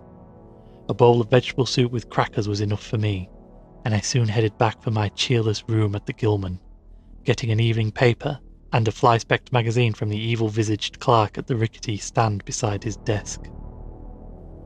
As twilight deepened, I turned on the one feeble electric bulb over the cheap, iron-framed bed and tried as best I could to continue the reading I had begun. I felt it advisable to keep my mind wholesomely occupied, for it would not do to brood over the abnormalities of this ancient, blight-shadowed town while I was still within its borders. The insane yarn I had heard from the aged drunkard did not promise very pleasant dreams, and I felt I must keep the image of his wild, watery eyes as far as possible from my imagination. Also, I must not dwell on what that factory inspector had told the Newburyport ticket agent about the Gilman house and the voices of its nocturnal tenants. Not on that, nor on the face beneath the tiara in the black church doorway, the face for whose horrors my conscious mind could not account. It would perhaps have been easier to keep my thoughts from disturbing topics had the room not been so gruesomely musty. As it was, the lethal mustiness blended hideously with the town's general fishy odour and persistently focused one's fancy on death and decay. Another thing that disturbed me was the absence of a bolt on the door of my room. One had been there, as marks clearly showed, but there were signs of recent removal. No doubt it had become out of order, like so many other things in this decrepit edifice. In my nervousness, I looked around and discovered a bolt on the clothes press which seemed to be of the same size, judging from the marks, as the one formerly on the door. To gain a partial relief from the general tension, I busied myself by transferring this hardware to the vacant place with the aid of a handy 3-in-1 device including a screwdriver which I kept on my keyring. The bolt fitted perfectly, and I was somewhat relieved when I knew that I could shoot it firmly upon retiring. Not that I had any real apprehension of its need, but that any symbol of security was welcome in an environment of this kind. There were adequate bolts on the 2 lateral doors to connecting rooms, and these I proceeded to fasten. I did not undress but decided to read till I was sleepy and then lie down with only my coat, collar and shoes off. Taking a pocket flashlight from my valise, I placed it in my trousers so that I could read my watch if I woke up later in the dark. Drowsiness, however, did not come, and when I stopped to analyse my thoughts, I found to my disquiet that I was really unconsciously listening for something which I dreaded but could not name. That inspector's story must have worked on my imagination more deeply than I had suspected. Again I tried to read, but found that I made no progress. After a time I seemed to hear the stairs and corridors creak at intervals as if with footsteps, and wondered if the other rooms were beginning to fill up. There were no voices, however, and it struck me that there was something subtly furtive about the creaking. I did not like it, and debated whether I had better try to sleep at all. This town had some queer people, and there had undoubtedly been several disappearances. Was this one of those inns where travellers were slain for their money? Surely I had no look of excess prosperity, or were the townsfolk really so resentful about curious visitors? Had my obvious sightseeing with its frequent map consultations aroused unfavourable notice? It occurred to me that I must be in a highly nervous state to let a few random creakings set me off speculating in this fashion, but I regretted nonetheless that I was unarmed. At length, feeling a fatigue which had nothing of drowsiness in it, I bolted the newly outfitted hall door, turned off the light, and threw myself down on the hard, uneven bed, coat, collar, shoes and all. In the darkness, every faint noise of the night seemed magnified, and a flood of doubly unpleasant thoughts swept over me. I was sorry I had put out the light, yet was too tired to rise and turn it on again. Then, after a long, dreary interval, and prefaced by a fresh creaking of stairs and corridor, there came that soft, damnably unmistakable sound which seemed like a malign fulfilment of all my apprehensions. Without the least shadow of a doubt, the lock on my hall door was being tried, cautiously, furtively, tentatively, with a key. My sensations upon recognising this sign of actual peril were perhaps less rather than more tumultuous because of my previous vague fears. I had been, albeit without definite reason, instinctively on my guard, and that was to my advantage in the new and real crisis, whatever it might turn out to be. Nevertheless, the change in the menace from vague premonition to immediate reality was a profound shock, and fell upon me with the force of a genuine blow. It never once occurred to me that the fumbling might be a mere mistake. Malign purpose was all I could think of, and I kept deathly quiet, awaiting the would-be intruder's next move. After a time, the cautious rattling ceased, and I heard the room to the north entered with a passkey. Then the lock of the connecting door to my room was softly tried. The bolt held, of course, and I heard the floor creak as the prowler left the room. After a moment, there came another soft rattling, and I knew that the room to the south of me was being entered. Again a furtive trying of a bolted connecting door, and again a receding creaking. This time the creaking went along the hall and down the stairs, so I knew that the prowler had realised the bolted condition of my doors, and was giving up his attempt for a greater or lesser time as the future would show. The readiness with which I fell into a plan of action proves that I must have been subconsciously fearing some menace and considering possible avenues of escape for hours. From the first I felt that the unseen fumbler meant danger not to be met or dealt with, but only to be fled from as precipitately as possible.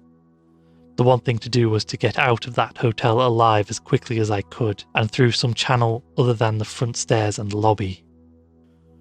Rising softly and throwing my flashlight on the switch, I sought to light the bulb over my bed in order to choose and pocket some belongings for a swift, releaseless flight. Nothing, however, happened, and I saw that the power had been cut off.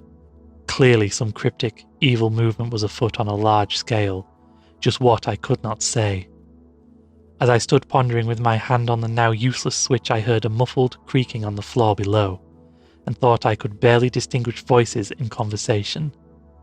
A moment later I felt less sure that the deeper sounds were voiceless, since the apparent hoarse barkings and loose-syllabled croakings bore so little resemblance to recognise human speech. Then I thought with renewed force of what the factory inspector had heard in the night in this mouldering and pestilential building. Having filled my pockets with the flashlight's aid, I put on my hat and tiptoed to the windows to consider chances of descent. Despite the state's safety regulations, there was no fire escape on this side of the hotel, and I saw that my windows commanded only a sheer 3-story drop to the cobbled courtyard. On the right and left, however, some ancient brick business blocks abutted on the hotel, their slant roofs coming up to a reasonable jumping distance from my 4th-story level. To reach either of these lines of buildings, I would have to be in a room 2 doors from my own, in one case on the north and in the other case on the south, and my mind instantly set to work calculating what chances I had of making the transfer.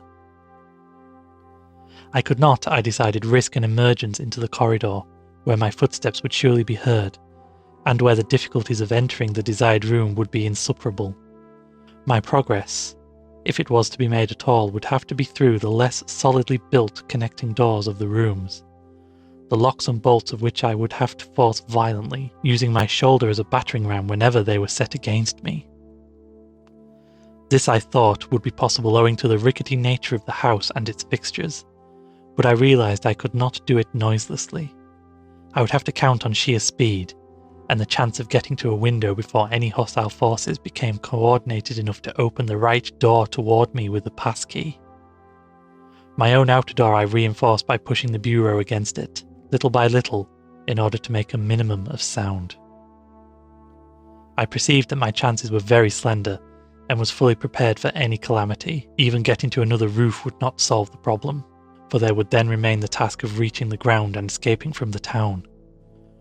One thing in my favour was the deserted and ruinous state of the abutting buildings, and the number of skylights gaping blackly open in each row.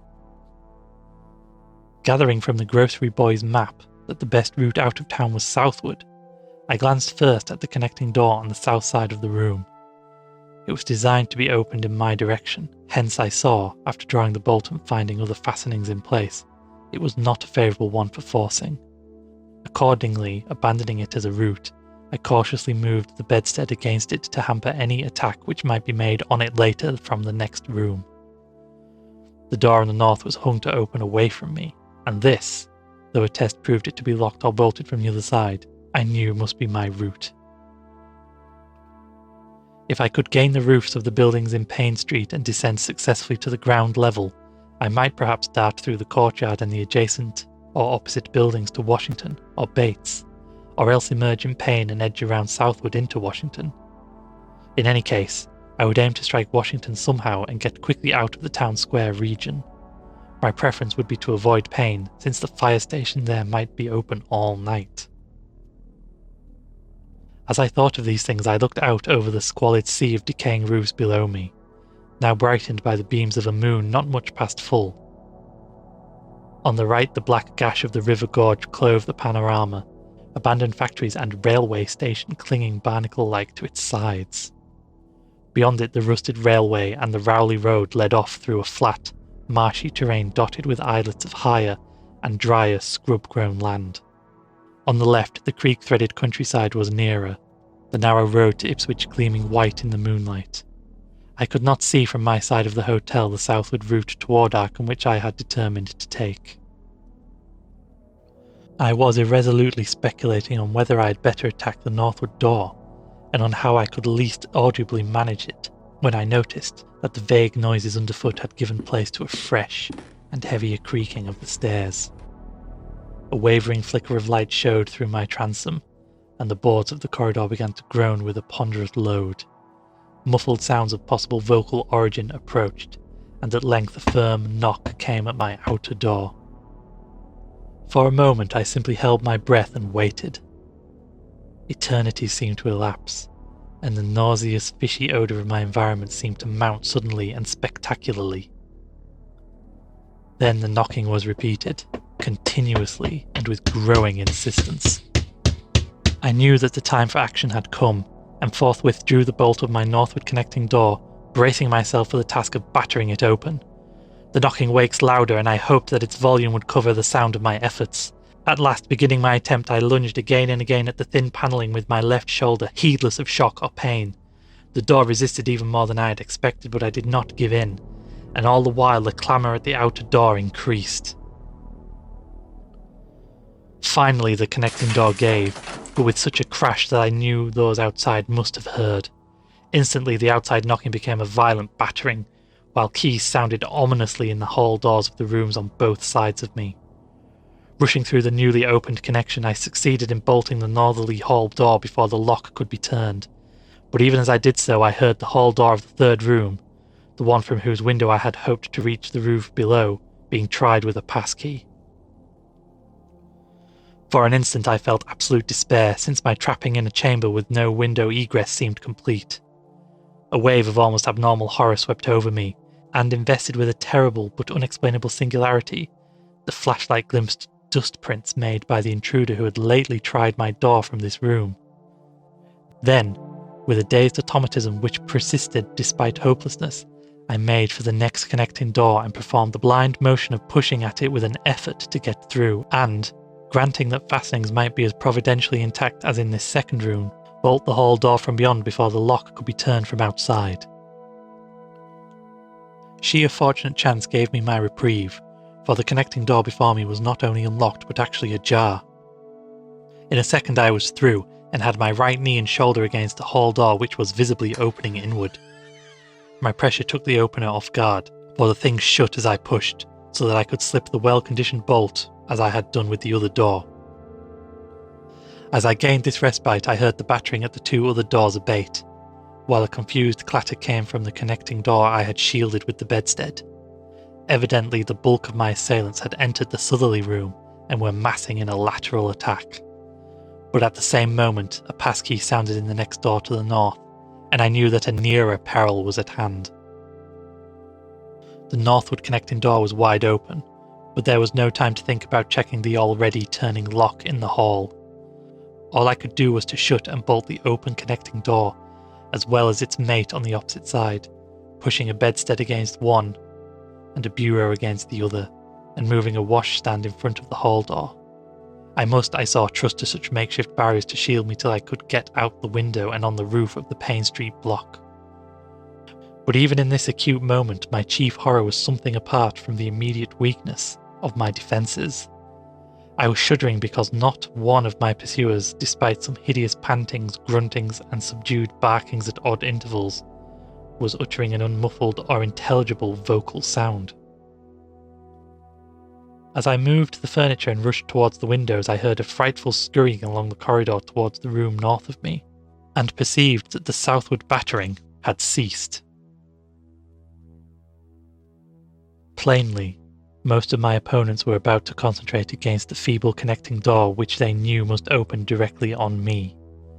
Outside, the moon played on the ridgepole of the block below, and I saw that the jump would be desperately hazardous because of the steep surface on which I must land. Surveying the conditions, I chose the more southerly of the two windows as my avenue of escape, planning to land on the inner slope of the roof and make for the nearest skylight. Once inside one of the decrepit brick structures, I would have to reckon with pursuit, but I hoped to descend and dodge in and out of yawning doorways along the shadowed courtyard, eventually getting to Washington Street and slipping out of town towards the south. The clatter at the northerly connecting door was now terrific, and I saw that the weak panelling was beginning to splinter. Obviously, the besiegers had brought some ponderous object into play as a battering ram. The bedstead, however, still held firm, so that I had at least a faint chance of making good my escape. As I opened the window, I noticed that it was flanked by heavy velour draperies suspended from a pole by brass rings, and also that there was a large projecting catch for the shutters on the exterior. Seeing a possible means of avoiding the dangerous jump, I yanked at the hangings and brought them down, pole and all, then quickly hooking two of the rings in the shutter catch and flinging the drapery outside. The heavy folds reached fully to the abutting roof, and I saw that the rings and catch would be likely to bear my weight. So, climbing out of the window and down the improvised rope ladder, I left behind me forever the morbid and horror-infested fabric of the Gilman house. I landed safely on the loose slates of the steep roof, and succeeded in gaining the gaping black skylight without a slip. Glancing up at the window I had left, I observed it was still dark, though far across the crumbling chimneys to the north, I could see lights ominously blazing in the order of Dagon Hall, the Baptist church, and the Congregational church which I recalled so shiveringly. There had seemed to be no one in the courtyard below, and I hoped there would be a chance to get away before the spreading of a general alarm. Flashing my pocket lamp into the skylight, I saw that there were no steps down. The distance was slight, however, so I clambered over the brink and dropped, striking a dusty floor littered with crumbling boxes and barrels. The place was ghoulish looking, but I was past minding such impressions and made at once for the staircase revealed by my flashlight after a hasty glance at my watch, which showed the hour to be 2 a.m. The steps creaked but seemed tolerably sound, and I raced down past a barn-like second story to the ground floor. The desolation was complete, and only echoes answered my footfalls. At length I reached the lower hall, at one end of which I saw a faint luminous rectangle marking the ruined Payne Street doorway. Heading the other way, I found the back door also open, and darted out and down 5 stone steps to the grass-grown cobblestones of the courtyard. The moonbeams did not reach down here, but I could just see my way about without using the flashlight. Some of the windows on the Gilman house side were faintly glowing, and I thought I heard confused sounds within. Walking softly over to the Washington Street side, I perceived several open doorways, and chose the nearest as my route out. The hallway inside was black, and when I reached the opposite end I saw that the street door was wedged immovably shut. Resolved to try another building, I groped my way back toward the courtyard, but stopped short when close to the doorway.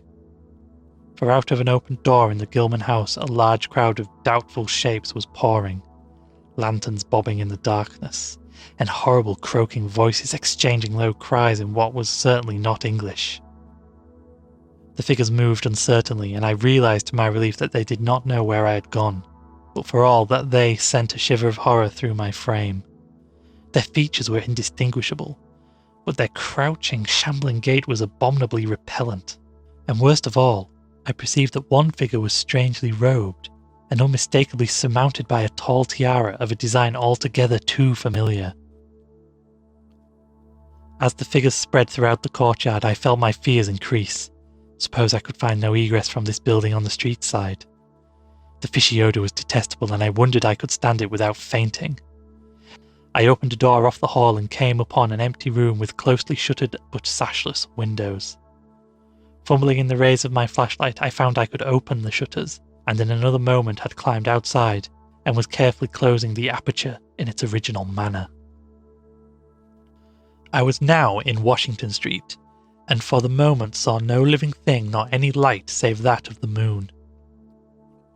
From several directions in the distance, however, I could hear the sound of hoarse voices, of footsteps, and of a curious kind of pattering which did not sound quite like footsteps. Plainly, I had no time to lose. The points of the compass were clear to me, and I was glad that all the streetlights were turned off, as is often the custom on strong moonlit nights in unprosperous rural regions. Some of the sounds came from the south, yet I retained my design of escaping in that direction. There would, I knew, be plenty of deserted doorways to shelter me in case I met any person or group who looked like pursuers. I walked rapidly, softly, and close to the ruined houses. While hatless and dishevelled after my arduous climb, I did not look especially noticeable, and stood a good chance of passing unheeded if forced to encounter any casual wayfarer. At Bates Street, I drew into a yawning vestibule while two shambling figures crossed in front of me, but was soon on my way again and approaching the open space where Elliott Street obliquely crosses Washington at the intersection of South. Though I had never seen this space, it had looked dangerous to me on the Grocery Youth map, since the moonlight would have free play there. There was no use trying to evade it, for any alternative course would involve detours of possibly disastrous visibility and delaying effect. The only thing to do was to cross it boldly and openly, imitating the typical shamble of the Innsmouth folk as best I could, and trusting that no one, or at least no pursuer of mine, would be there.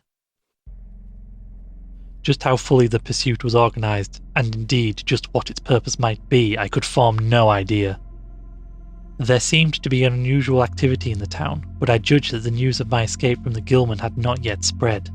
I would, of course, soon have to shift from Washington to some other southward street, for that party from the hotel would doubtless be after me. I must have left dustprints in the last old building, revealing how I had gained the street. The one space was, as I had expected, strongly moonlit, and I saw the remains of a part-like iron-railed green in its centre. Fortunately, no one was about, though a curious sort of buzz or roar seemed to be increasing in the direction of Town Square. South Street was very wide, leading directly down a slight declivity to the waterfront and commanding a long view out at sea, and I hoped that no one would be glancing up from afar as I crossed in the bright moonlight. My progress was unimpeded, and no fresh sound arose to hint that I had been spied.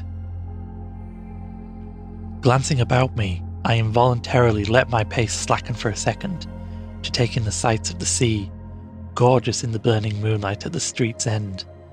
Far out beyond the breakwater was the dim, dark line of Devil Reef, and as I glimpsed it I could not help thinking of all the hideous legends I'd heard in the last 34 hours. Legends which portrayed this ragged rock as a veritable gateway to realms of unfathomed horror and inconceivable abnormality. Then, without warning, I saw the intermittent flashes of light on the distant reef. They were definite and unmistakable, and awakened in my mind a blind horror beyond all rational proportion.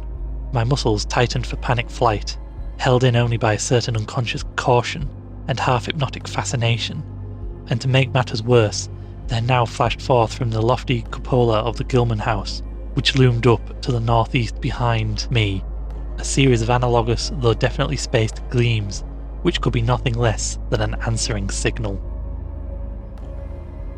Controlling my muscles and realising afresh how plainly visible I was, I resumed my brisker and feignedly shambling pace, though keeping my eyes on that hellish and ominous reef as long as the opening of South Street gave me a seaward view. What the whole proceeding meant I could not imagine, unless it involved some strange rite connected with Devil Reef, or unless some party had landed from a ship on that sinister rock. I now bent to the left around the ruinous green, still gazing toward the ocean as it blazed in the spectral summer moonlight, and watching the cryptical flashing of those nameless, unexplainable beacons. It was then that the most horrible impression of all was borne in upon me, the impression which destroyed my last vestige of self-control and set me running frantically southward past the yawning black doorways and fishily staring windows of that deserted nightmare street. For at a closer glance I saw that the moonlit waters between the reef and the shore were far from empty. They were alive with a teeming horde of shapes swimming inward towards the town, and even at my vast distance, and in my single moment of perception, I could tell that the bobbing heads and flailing arms were alien and aberrant in a way scarcely to be expressed or consciously formulated. My frantic running ceased before I had covered a block, for at my left I began to hear something like the hue and cry of organised pursuit. There were footsteps and a guttural sound, and a rattling motor wheezed south along Federal Street. In a second all my plans were utterly changed, for if the southward highway were blocked ahead of me, I must clearly find another egress from Innsmouth. I paused and drew into a gaping doorway, reflecting how lucky I was to have left the moonlit open space before these pursuers came down the parallel street. A second reflection was less comforting. Since the pursuit was down another street, it was plain that the party was not following me directly. It had not seen me, but was simply obeying a general plan of cutting off my escape. This, however, implied that all roads leading out of Innsmouth were similarly patrolled, for the denizens could not have known what route I intended to take. If this were so, I would have to make my retreat across country away from any road. But how could I do that in view of the marshy and creek-riddled nature of all the surrounding region? For a moment my brain reeled, both from the sheer hopelessness and from a rapid increase in the omnipresent fishy odour. Then I thought of the abandoned railway to Rowley, whose solid line of ballasted, weed-grown earth still stretched off to the northwest from the crumbling station on the edge of the river gorge. There was just a chance that the townsfolk would not think of that, since its briar-choked desertion made it half impassable and the unlikeliest of all avenues for a fugitive to choose. I had seen it clearly from my hotel window and knew about how it lay. Most of its earlier length was unfathomably visible from the Rowley Road and from high places in the town itself, but one could perhaps crawl inconspicuously through the undergrowth. At any rate, it would form my only chance of deliverance, and there was nothing to do but try it. Drawing inside the hall of my deserted shelter, I once more consulted the grocery boy's map with the aid of the flashlight. The immediate problem was how to reach the ancient railway, and I now saw that the safest course was ahead to Babson Street, then west to Lafayette, there edging around but not crossing an open space homologous to the one I had traversed, and subsequently back northward and westward in a zigzagging line through Lafayette, Bates, Adams and Bank Streets, the latter skirting the river gorge, to the abandoned and dilapidated station I had seen from my window. My reason for going ahead to Babson was that I wished neither to recross the earlier open space, nor to begin my westward course along a cross street as broad as south. Starting once more, I crossed the street to the right-hand side in order to edge around into Babson as inconspicuously as possible. Noises still continued in Federal Street, and as I glanced behind me I thought I saw a gleam of light near the building through which I had escaped. Anxious to leave Washington Street, I broke into a quiet dog trot, trusting to luck not to encounter any observing eye. Next the corner of Babson Street, I saw to my alarm that one of the houses was still inhabited, as attested by curtains at the window. But there were no lights within, and I passed it without disaster. In Babson Street, which crossed Federal, and might thus reveal me to the searchers, I clung as closely as possible to the sagging, uneven buildings, twice pausing in a doorway as the noises behind me momentarily increased. The open space ahead shone wide and desolate under the moon, but my route would not force me to cross it. During my second pause I began to detect a fresh distribution of the vague sounds, and upon looking cautiously out from cover beheld a motorcar darting across the open space, bound outward along Elliott Street, which there intersects both Babson and Lafayette. As I watched, choked by a sudden rise in the fishy odour after a short abatement, I saw a band of uncouth, crouching shapes loping and shambling in the same direction, and knew that this must be the party guarding the Ipswich Road, since that highway forms an extension of Elliott Street. Two of the figures I glimpsed were in voluminous robes, and one wore a peaked diadem which glistened whitely in the moonlight. The gait of this figure was so odd that it sent a chill through me, for it seemed to me the creature was almost hopping. When the last of the band was out of sight, I resumed my progress, darting around the corner into Lafayette Street and crossing Elliott very hurriedly lest stragglers of the party be still advancing along the thoroughfare. I did hear some croaking and clattering sounds far off toward Town Square, but accomplished the passage without disaster. My greatest dread was in recrossing broad and moonlit South Street with its seaward view, and I had to nerve myself for the ordeal. Someone might easily be looking, and possible Elliott Street stragglers could not fail to glimpse me from either of 2 points. At the last moment I decided I had better slacken my trot and make the crossing as before in the shambling gait of an average Innsmouth native. When the view of the water again opened out, this time on my right, I was half determined not to look at it at all. I could not, however, resist, but cast a sidelong glance as I carefully and imitatively shambled toward the protecting shadows ahead. There was no ship visible, as I had half expected there would be. Instead, the first thing which caught my eye was a small rowboat pulling in toward the abandoned wharves and laden with some bulky, tarpaulin-covered object. Its rowers, though distantly and indistinctly seen, were of an especially repellent aspect. Several swimmers were still discernible, while on the far black reef I could see a faint, steady glow unlike the winking beacon visible before, and of a curious colour which I could not precisely identify. Above the slant roofs ahead and to the right there loomed the tall cupola of the Gilman house, but it was completely dark. The fishy odour dispelled for a moment by some merciful breeze now closed in again with maddening intensity. I had not quite crossed the street when I heard a muttering band advancing along Washington from the north. As they reached the broad open space where I had my first disquieting glimpse of the moonlit water, I could see them plainly only a block away, and was horrified by the bestial abnormality of their faces and the dog-like subhumanness of their crouching gait. One man moved in a positively simian way, with long arms frequently touching the ground, while another figure robed and tiaraed seemed to progress in an almost hopping fashion. I judged this party to be the one I had seen in the Gilman courtyard, the one, therefore, most closely on my trail. As some of the figures turned to look in my direction, I was transfixed with fright, yet managed to preserve the casual, shambling gait I had assumed. To this day I do not know whether they saw me or not. If they did, my stratagem must have deceived them, for they passed on across the moonlit space without varying their course, meanwhile croaking and jabbering in some hateful, guttural patois I could not identify. Once more in the shadow, I resumed my former dog trot past the leaning and decrepit houses that stared blankly into the night. Having crossed to the western sidewalk, I rounded the nearest corner into Bates Street, where I kept close to the buildings on the southern side. I passed 2 houses showing signs of habitation. One of them had faint lights in the upper rooms, yet met with no obstacle. As I turned into Adams Street, I felt measurably safer, but received a shock when a man reeled out of a black doorway directly in front of me. He proved, however, too hopelessly drunk to be a menace, so that I reached the dismal ruins of the Bank Street warehouses in safety. No one was stirring in that dead street beside the river gorge, and the roar of the waterfalls quite drowned my footsteps. It was a long dog trot to the ruined station, and the great brick warehouse walls around me seemed somehow more terrifying than the fronts of private houses. At last I saw the ancient arcaded station, or what was left of it, and made directly for the tracks that started from its further end. The rails were rusty but mainly intact, and not more than half the ties had rotted away.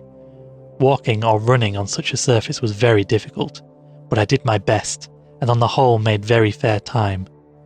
For some distance the line kept on along the gorge's brink, but at length I reached the long covered bridge where it crossed the chasm at a dizzy height. The condition of this bridge would determine my next step. If humanly possible, I would use it. If not, I would have to risk more street wandering and take the nearest intact highway bridge. The vast, barn-like length of the old bridge gleamed spectrally in the moonlight, and I saw that the ties were safe for at least a few feet within. Entering, I began to use my flashlight, and was almost knocked down by the cloud of bats that flapped past me. About halfway across there was a perilous gap in the ties, which I feared for a moment would halt me, but in the end I risked a desperate jump which fortunately succeeded. I was glad to see the moonlight again when I emerged from that macabre tunnel. The old tracks crossed River Street at grade, and at once veered off into a region increasingly rural and with less and less of Innsmouth's abhorrent fishy odour. Here the dense growth of weeds and briars hindered me and cruelly tore my clothes, but I was nonetheless glad that they were there to give me concealment in case of peril. I knew that much of my route must be visible from the Rowley Road. The marshy region began very shortly with the single track on a low, grassy embankment, where the weedy growth was somewhat thinner. Then came a sort of island of higher ground, where the line passed through a shallow, open cut choked with bushes and brambles. I was very glad of this partial shelter, since at this point the Rowley Road was uncomfortably near according to my window view. At the end of the cut it would cross the track and swerve off to a safer distance. But meanwhile I must be exceedingly careful.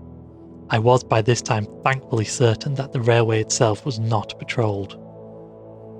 Just before entering the cut I glanced behind me, but saw no pursuer. The ancient spires and roofs of decaying Innsmouth gleamed lovely and ethereal in the magic yellow moonlight, and I thought of how they must have looked in the olden days before the shadow fell. Then my gaze circled inland from the town.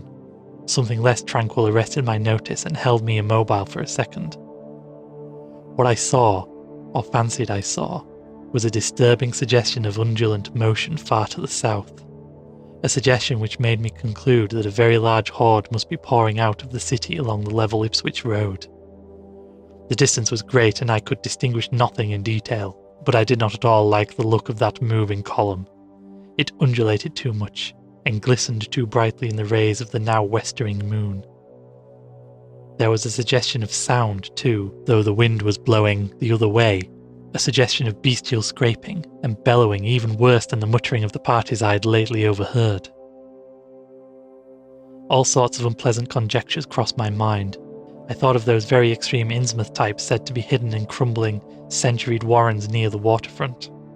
I thought too of those nameless swimmers I had seen, counting the parties so far glimpsed, as well as those presumably covering other roads. The number of my pursuers must be strangely large for a town as depopulated as Innsmouth. Whence could come the dense personnel of such a column as I now beheld? Did those ancient unplumbed warrens teem with a twisted, uncatalogued and unsuspected life? Or had some unseen ship indeed landed a legion of unknown outsiders on the hellish reef? Who were they? Why were they there? And if such a column of them was scouring the Ipswich Road, would the patrols on the other roads be likewise augmented? I had entered the brush-grown cut and was struggling along at a very slow pace when the damnable fishy odour again waxed dominant. Had the wind suddenly changed eastward so that it blew in from the sea and over the town? It must have, I concluded, since I now began to hear shocking guttural murmurs from that hitherto silent direction. There was another sound too, a kind of wholesale, colossal flopping or pattering which somehow called up images of the most detestable sort. It made me think illogically of that unpleasantly undulating column on the far-off Ipswich Road. And then both stench and sound grew stronger, so that I paused shivering and grateful for the cut's protection. It was here, I recalled, that the Rowley Road drew so close to the old railway before crossing westward and diverging. Something was coming along that road, and I must lie low till its passage and vanishment in the distance. Thank heaven these creatures employed no dogs for tracking, though perhaps that would have been impossible amidst the omnipresent regional odour. Crouched in the bushes of that sandy cleft, I felt reasonably safe, even though I knew the searchers would have to cross the track in front of me not much more than 100 yards away. I would be able to see them, but they could not, except by a malign miracle, see me. All at once I began dreading to look at them as they passed. I saw the close moonlight space where they would surge by, and had curious thoughts about the irredeemable pollution of that space. They would perhaps be the worst of all Innsmouth types, something one would not care to remember. The stench waxed overpowering, and the noise swelled to a bestial babble of croaking, baying and barking without the least suggestion of human speech. Were these indeed the voices of my pursuers? Did they have dogs after all?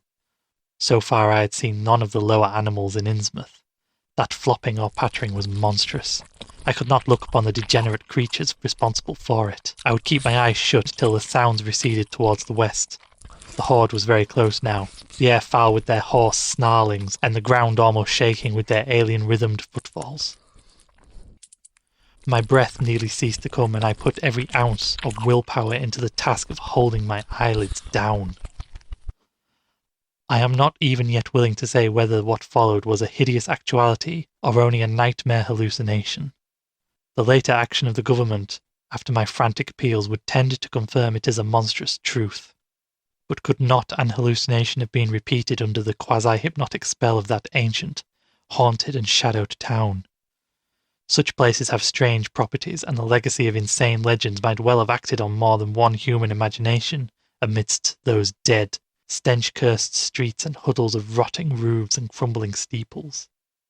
Is it not possible that the germ of an actual contagious madness lurks in the depths of that shadow over Innsmouth?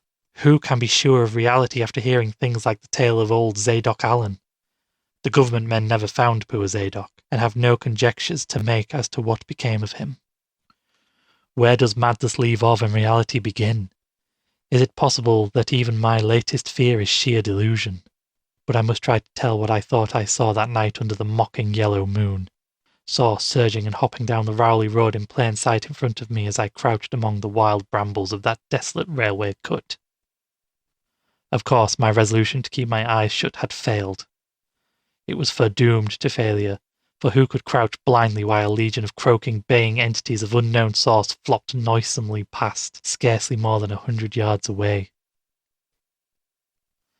I thought I was prepared for the worst, and I really ought to have been prepared considering what I had seen before. My other pursuers had been accursedly abnormal, so should I not have been ready to face a strengthening of the abnormal element? To look upon forms in which there was no mixture of the normal at all? I did not open my eyes until the raucous clamour came loudly from a point obviously straight ahead. Then I knew that a long section of them must be plainly in sight where the sides of the cut flattened out and the road crossed the track, and I could no longer keep myself from sampling whatever horror that leered yellow moon might have to show.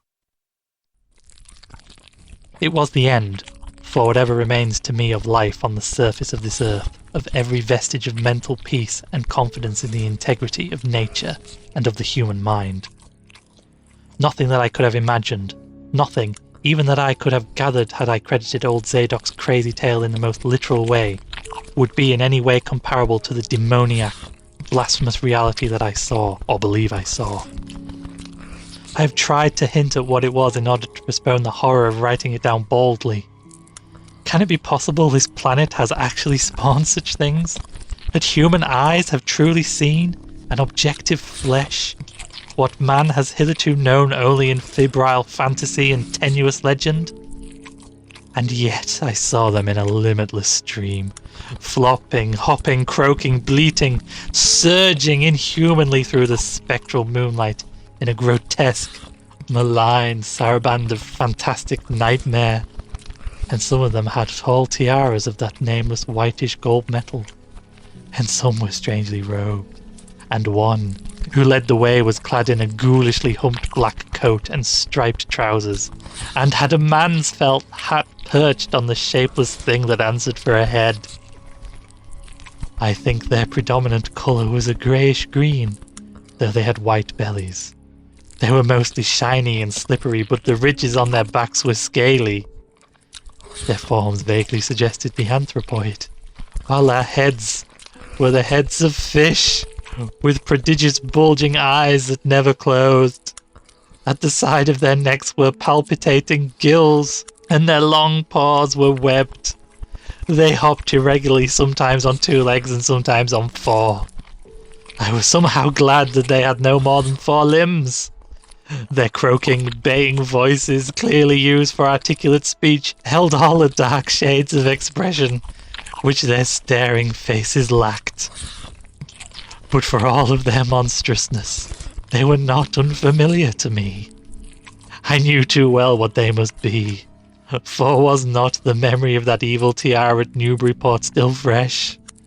They were the blasphemous frog things of the nameless design, living and horrible. and as I saw them I knew also of what that humped, tiaraed priest in the black church basement had so fearsomely reminded me. Their number was past guessing. It seemed to me that there were limitless swarms of them, and certainly my momentary glimpse could have shown only the least fraction.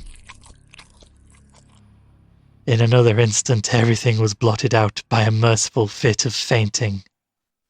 The first I had ever had.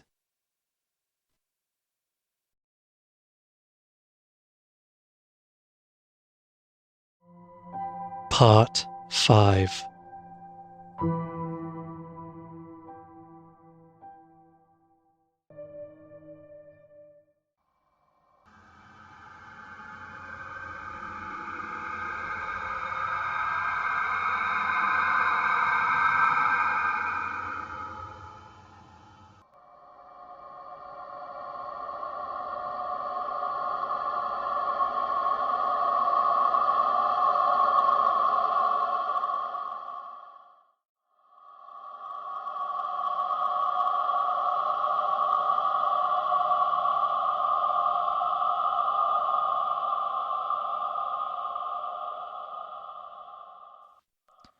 It was a gentle daylight rain that awakened me from my stupor in the brush-grown railway cut, and when I staggered out to the roadway ahead, I saw no trace of any prints in the fresh mud. The fishy odour, too, was gone. Innsmouth's ruined roofs and toppling steeples loomed up greyly towards the southeast, but not a living creature did I spy in all the desolate salt marsh around. My watch was still going and told me that the hour was past noon. The reality of what I had been through was highly uncertain in my mind, but I felt that something hideous lay in the background. I must get away from evil-shadowed Innsmouth, and accordingly I began to test my cramped, wearied powers of locomotion. Despite weakness, hunger, horror, and bewilderment, I found myself after a long time able to walk, so started slowly along the muddy road to Rowley.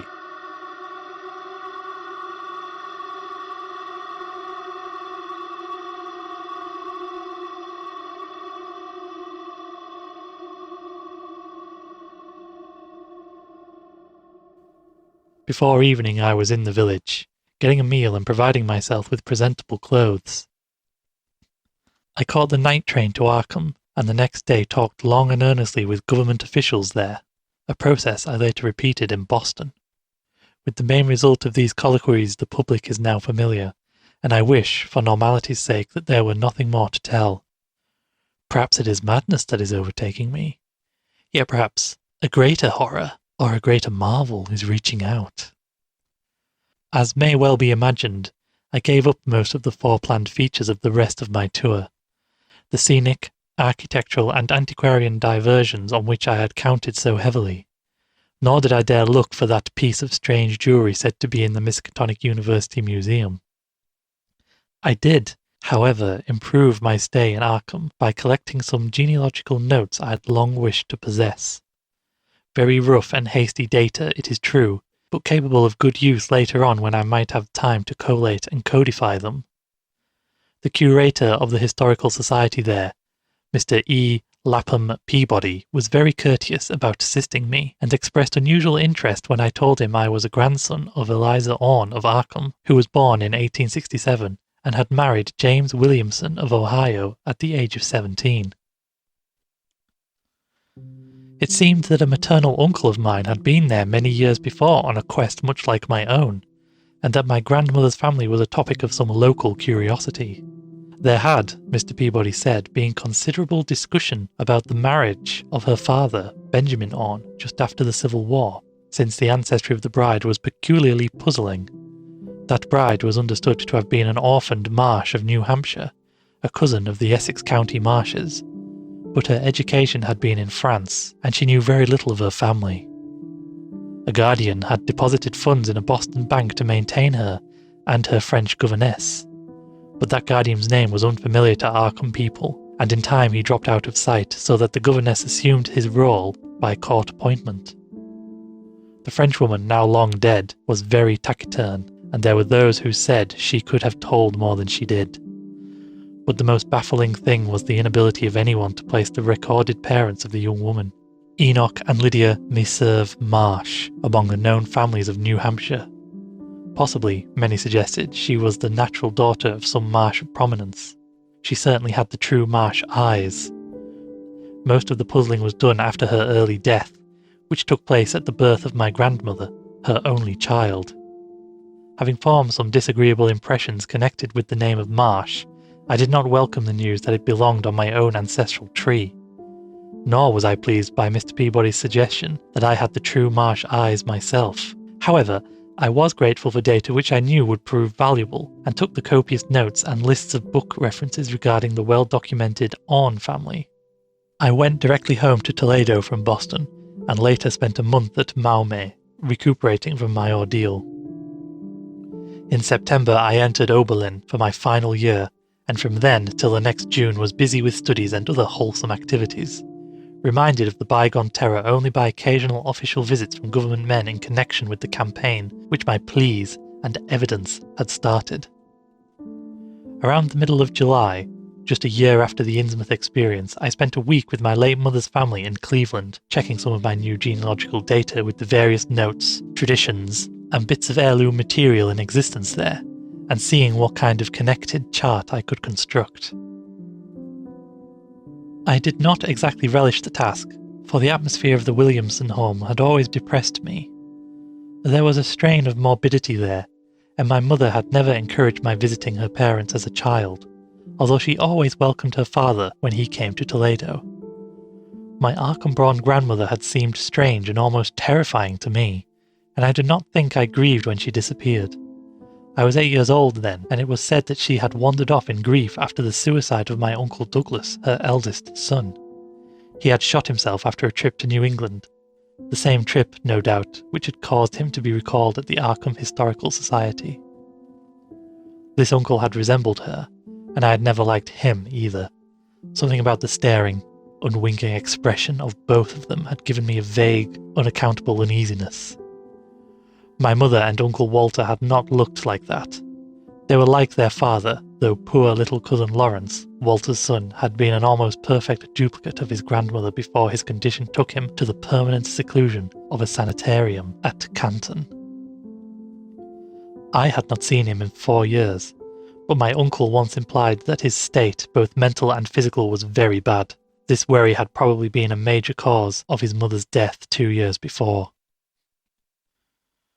My grandfather and his widowed son Walter now comprised the Cleveland household, but the memory of older things hung thickly over it. I still disliked the place, and tried to get my researches done as quickly as possible. Williamson records and traditions were supplied in abundance by my grandfather, though for Orne material I had to depend on my Uncle Walter, who put at my disposal the contents of all his files, including notes, letters, cuttings, heirlooms, photographs, and miniatures. It was in going over the letters and pictures on the Orne side that I began to acquire a kind of terror of my own ancestry. As I've said, my grandmother and Uncle Douglas had always disturbed me. Now, years after their passing, I gazed at their pictured faces with a measurably heightened feeling of repulsion and alienation. I could not at first understand the change, but gradually a horrible sort of comparison began to obtrude itself on my unconscious mind, despite the steady refusal of my consciousness to admit even the least suspicion of it. It was clear that the typical expression of these faces now suggested something it had not suggested before, something that would bring stark panic if too openly thought of. But the worst shock came when my uncle showed me the Orne jewellery in the downtown safe deposit vault. Some of the items were delicate and inspiring enough, but there was one box of strange old pieces descended from my mysterious great-grandmother, which my uncle was almost reluctant to produce. They were, he said, of very grotesque and almost repulsive design, and had never to his knowledge been publicly worn, though my grandmother used to enjoy looking at them. Vague legends of bad luck clustered around them, and my great-grandmother's French governess had said they ought not to be worn in New England, though it would be quite safe to wear them in Europe. As my uncle began slowly and grudgingly to unwrap the things, he urged me not to be shocked by the strangeness and frequent hideousness of the designs. Artists and archaeologists who had seen them pronounced the workmanship superlative and exotically exquisite, though no one seemed able to define their exact material or assign them to any specific art tradition. There were 2 armlets, a tiara, and a kind of pectoral, the latter having in high relief certain figures of almost unbearable extravagance. During this description I had kept a tight rein on my emotions, but my face must have betrayed my mounting fears. My uncle looked concerned, and paused in his unwrapping to study my countenance. I motioned to him to continue, which he did with renewed signs of reluctance. He seemed to expect some demonstration when the first piece, the tiara, became visible, but I doubt if he expected quite what actually happened. I did not expect it either, for I thought I was thoroughly forewarned regarding what the jewellery would turn out to be. What I did was to faint silently away, just as I had done in that briar-choked railway cut a year before. From that day on my life has been a nightmare of brooding and apprehension, nor do I know how much is hideous truth and how much madness. My great-grandmother had been a marsh of unknown source whose husband lived in Arkham, and did not old Zadok say that the daughter of Obed Marsh, by a monstrous mother, was married to an Arkham man through a trick? What was it the ancient topper had muttered about the likeness of my eyes to Captain Obed's? In Arkham too, the curator had told me I had the true Marsh eyes. Was Obed Marsh my own great-great-grandfather? Who, or what, then, was my great-great-grandmother? But perhaps this was all madness. Those whitish gold ornaments might easily have been bought from some Innsmouth sailor by the father of my great-grandmother, whoever he was, and the look in the staring-eyed faces of my grandmother and self-slain uncle might be sheer fancy on my part. Sheer fancy bolstered up by the Innsmouth shadow which had so darkly coloured my imagination. But why had my uncle killed himself after an ancestral quest in New England?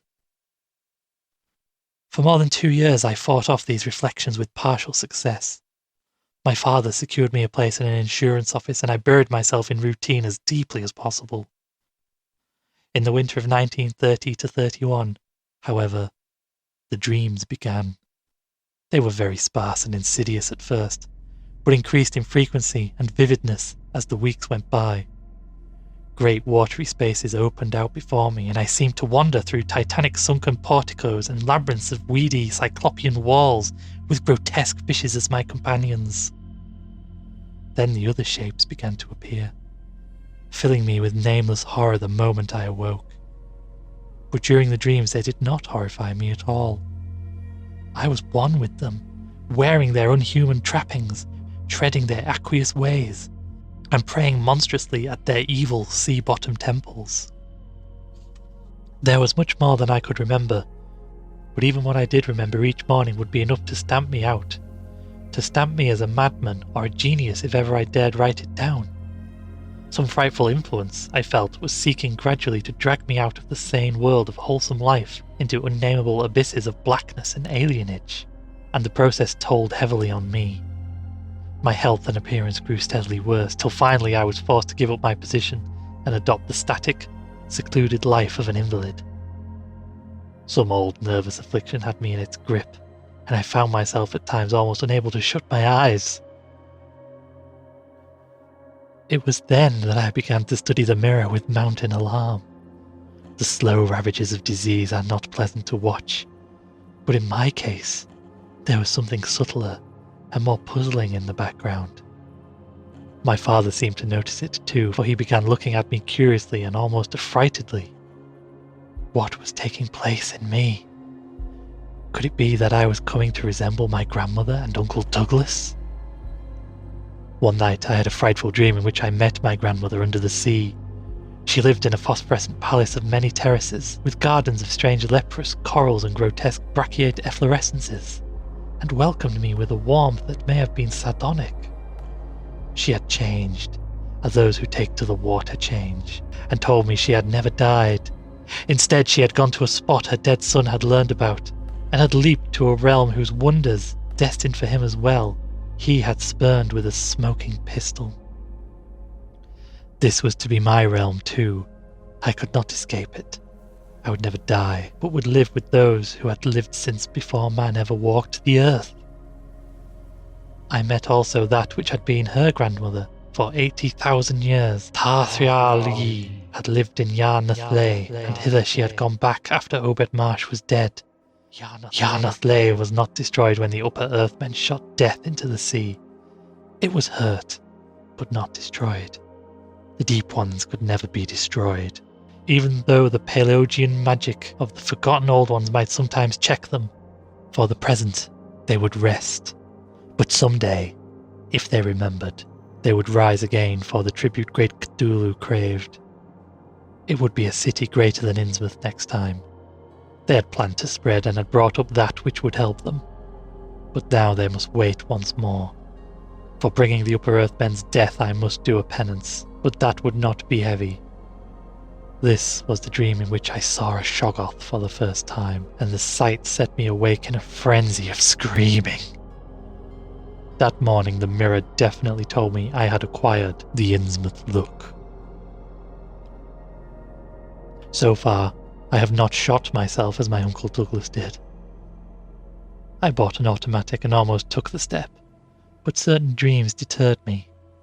The tense extremes of horror are lessening, and I feel queerly drawn towards the unknown sea depths instead of fearing them. I hear and do strange things in sleep, and awake with a kind of exultation instead of terror. I do not believe I need to wait for the full change as most have waited. If I did, my father would probably shut me up in a sanitarium as my poor little cousin is shut up. Stupendous and unheard of splendours await me below, and I shall seek them soon. Jarl je Cthulhu fragen, ja. No, I shall not shoot myself. I cannot be made to shoot myself. I shall plan my cousin's escape from that Canton madhouse, and together we shall go to the marvel-shadowed Innsmouth. We shall swim out to that brooding reef in the sea, and dive down through black abysses to Cyclopean and many-columned Yarnathle, and in that lair of the Deep Ones we shall dwell amidst wonder and glory forever.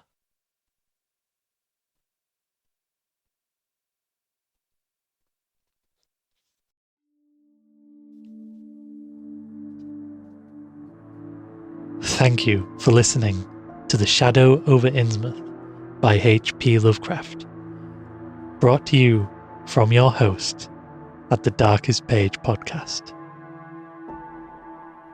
And I wish you pleasant dreams.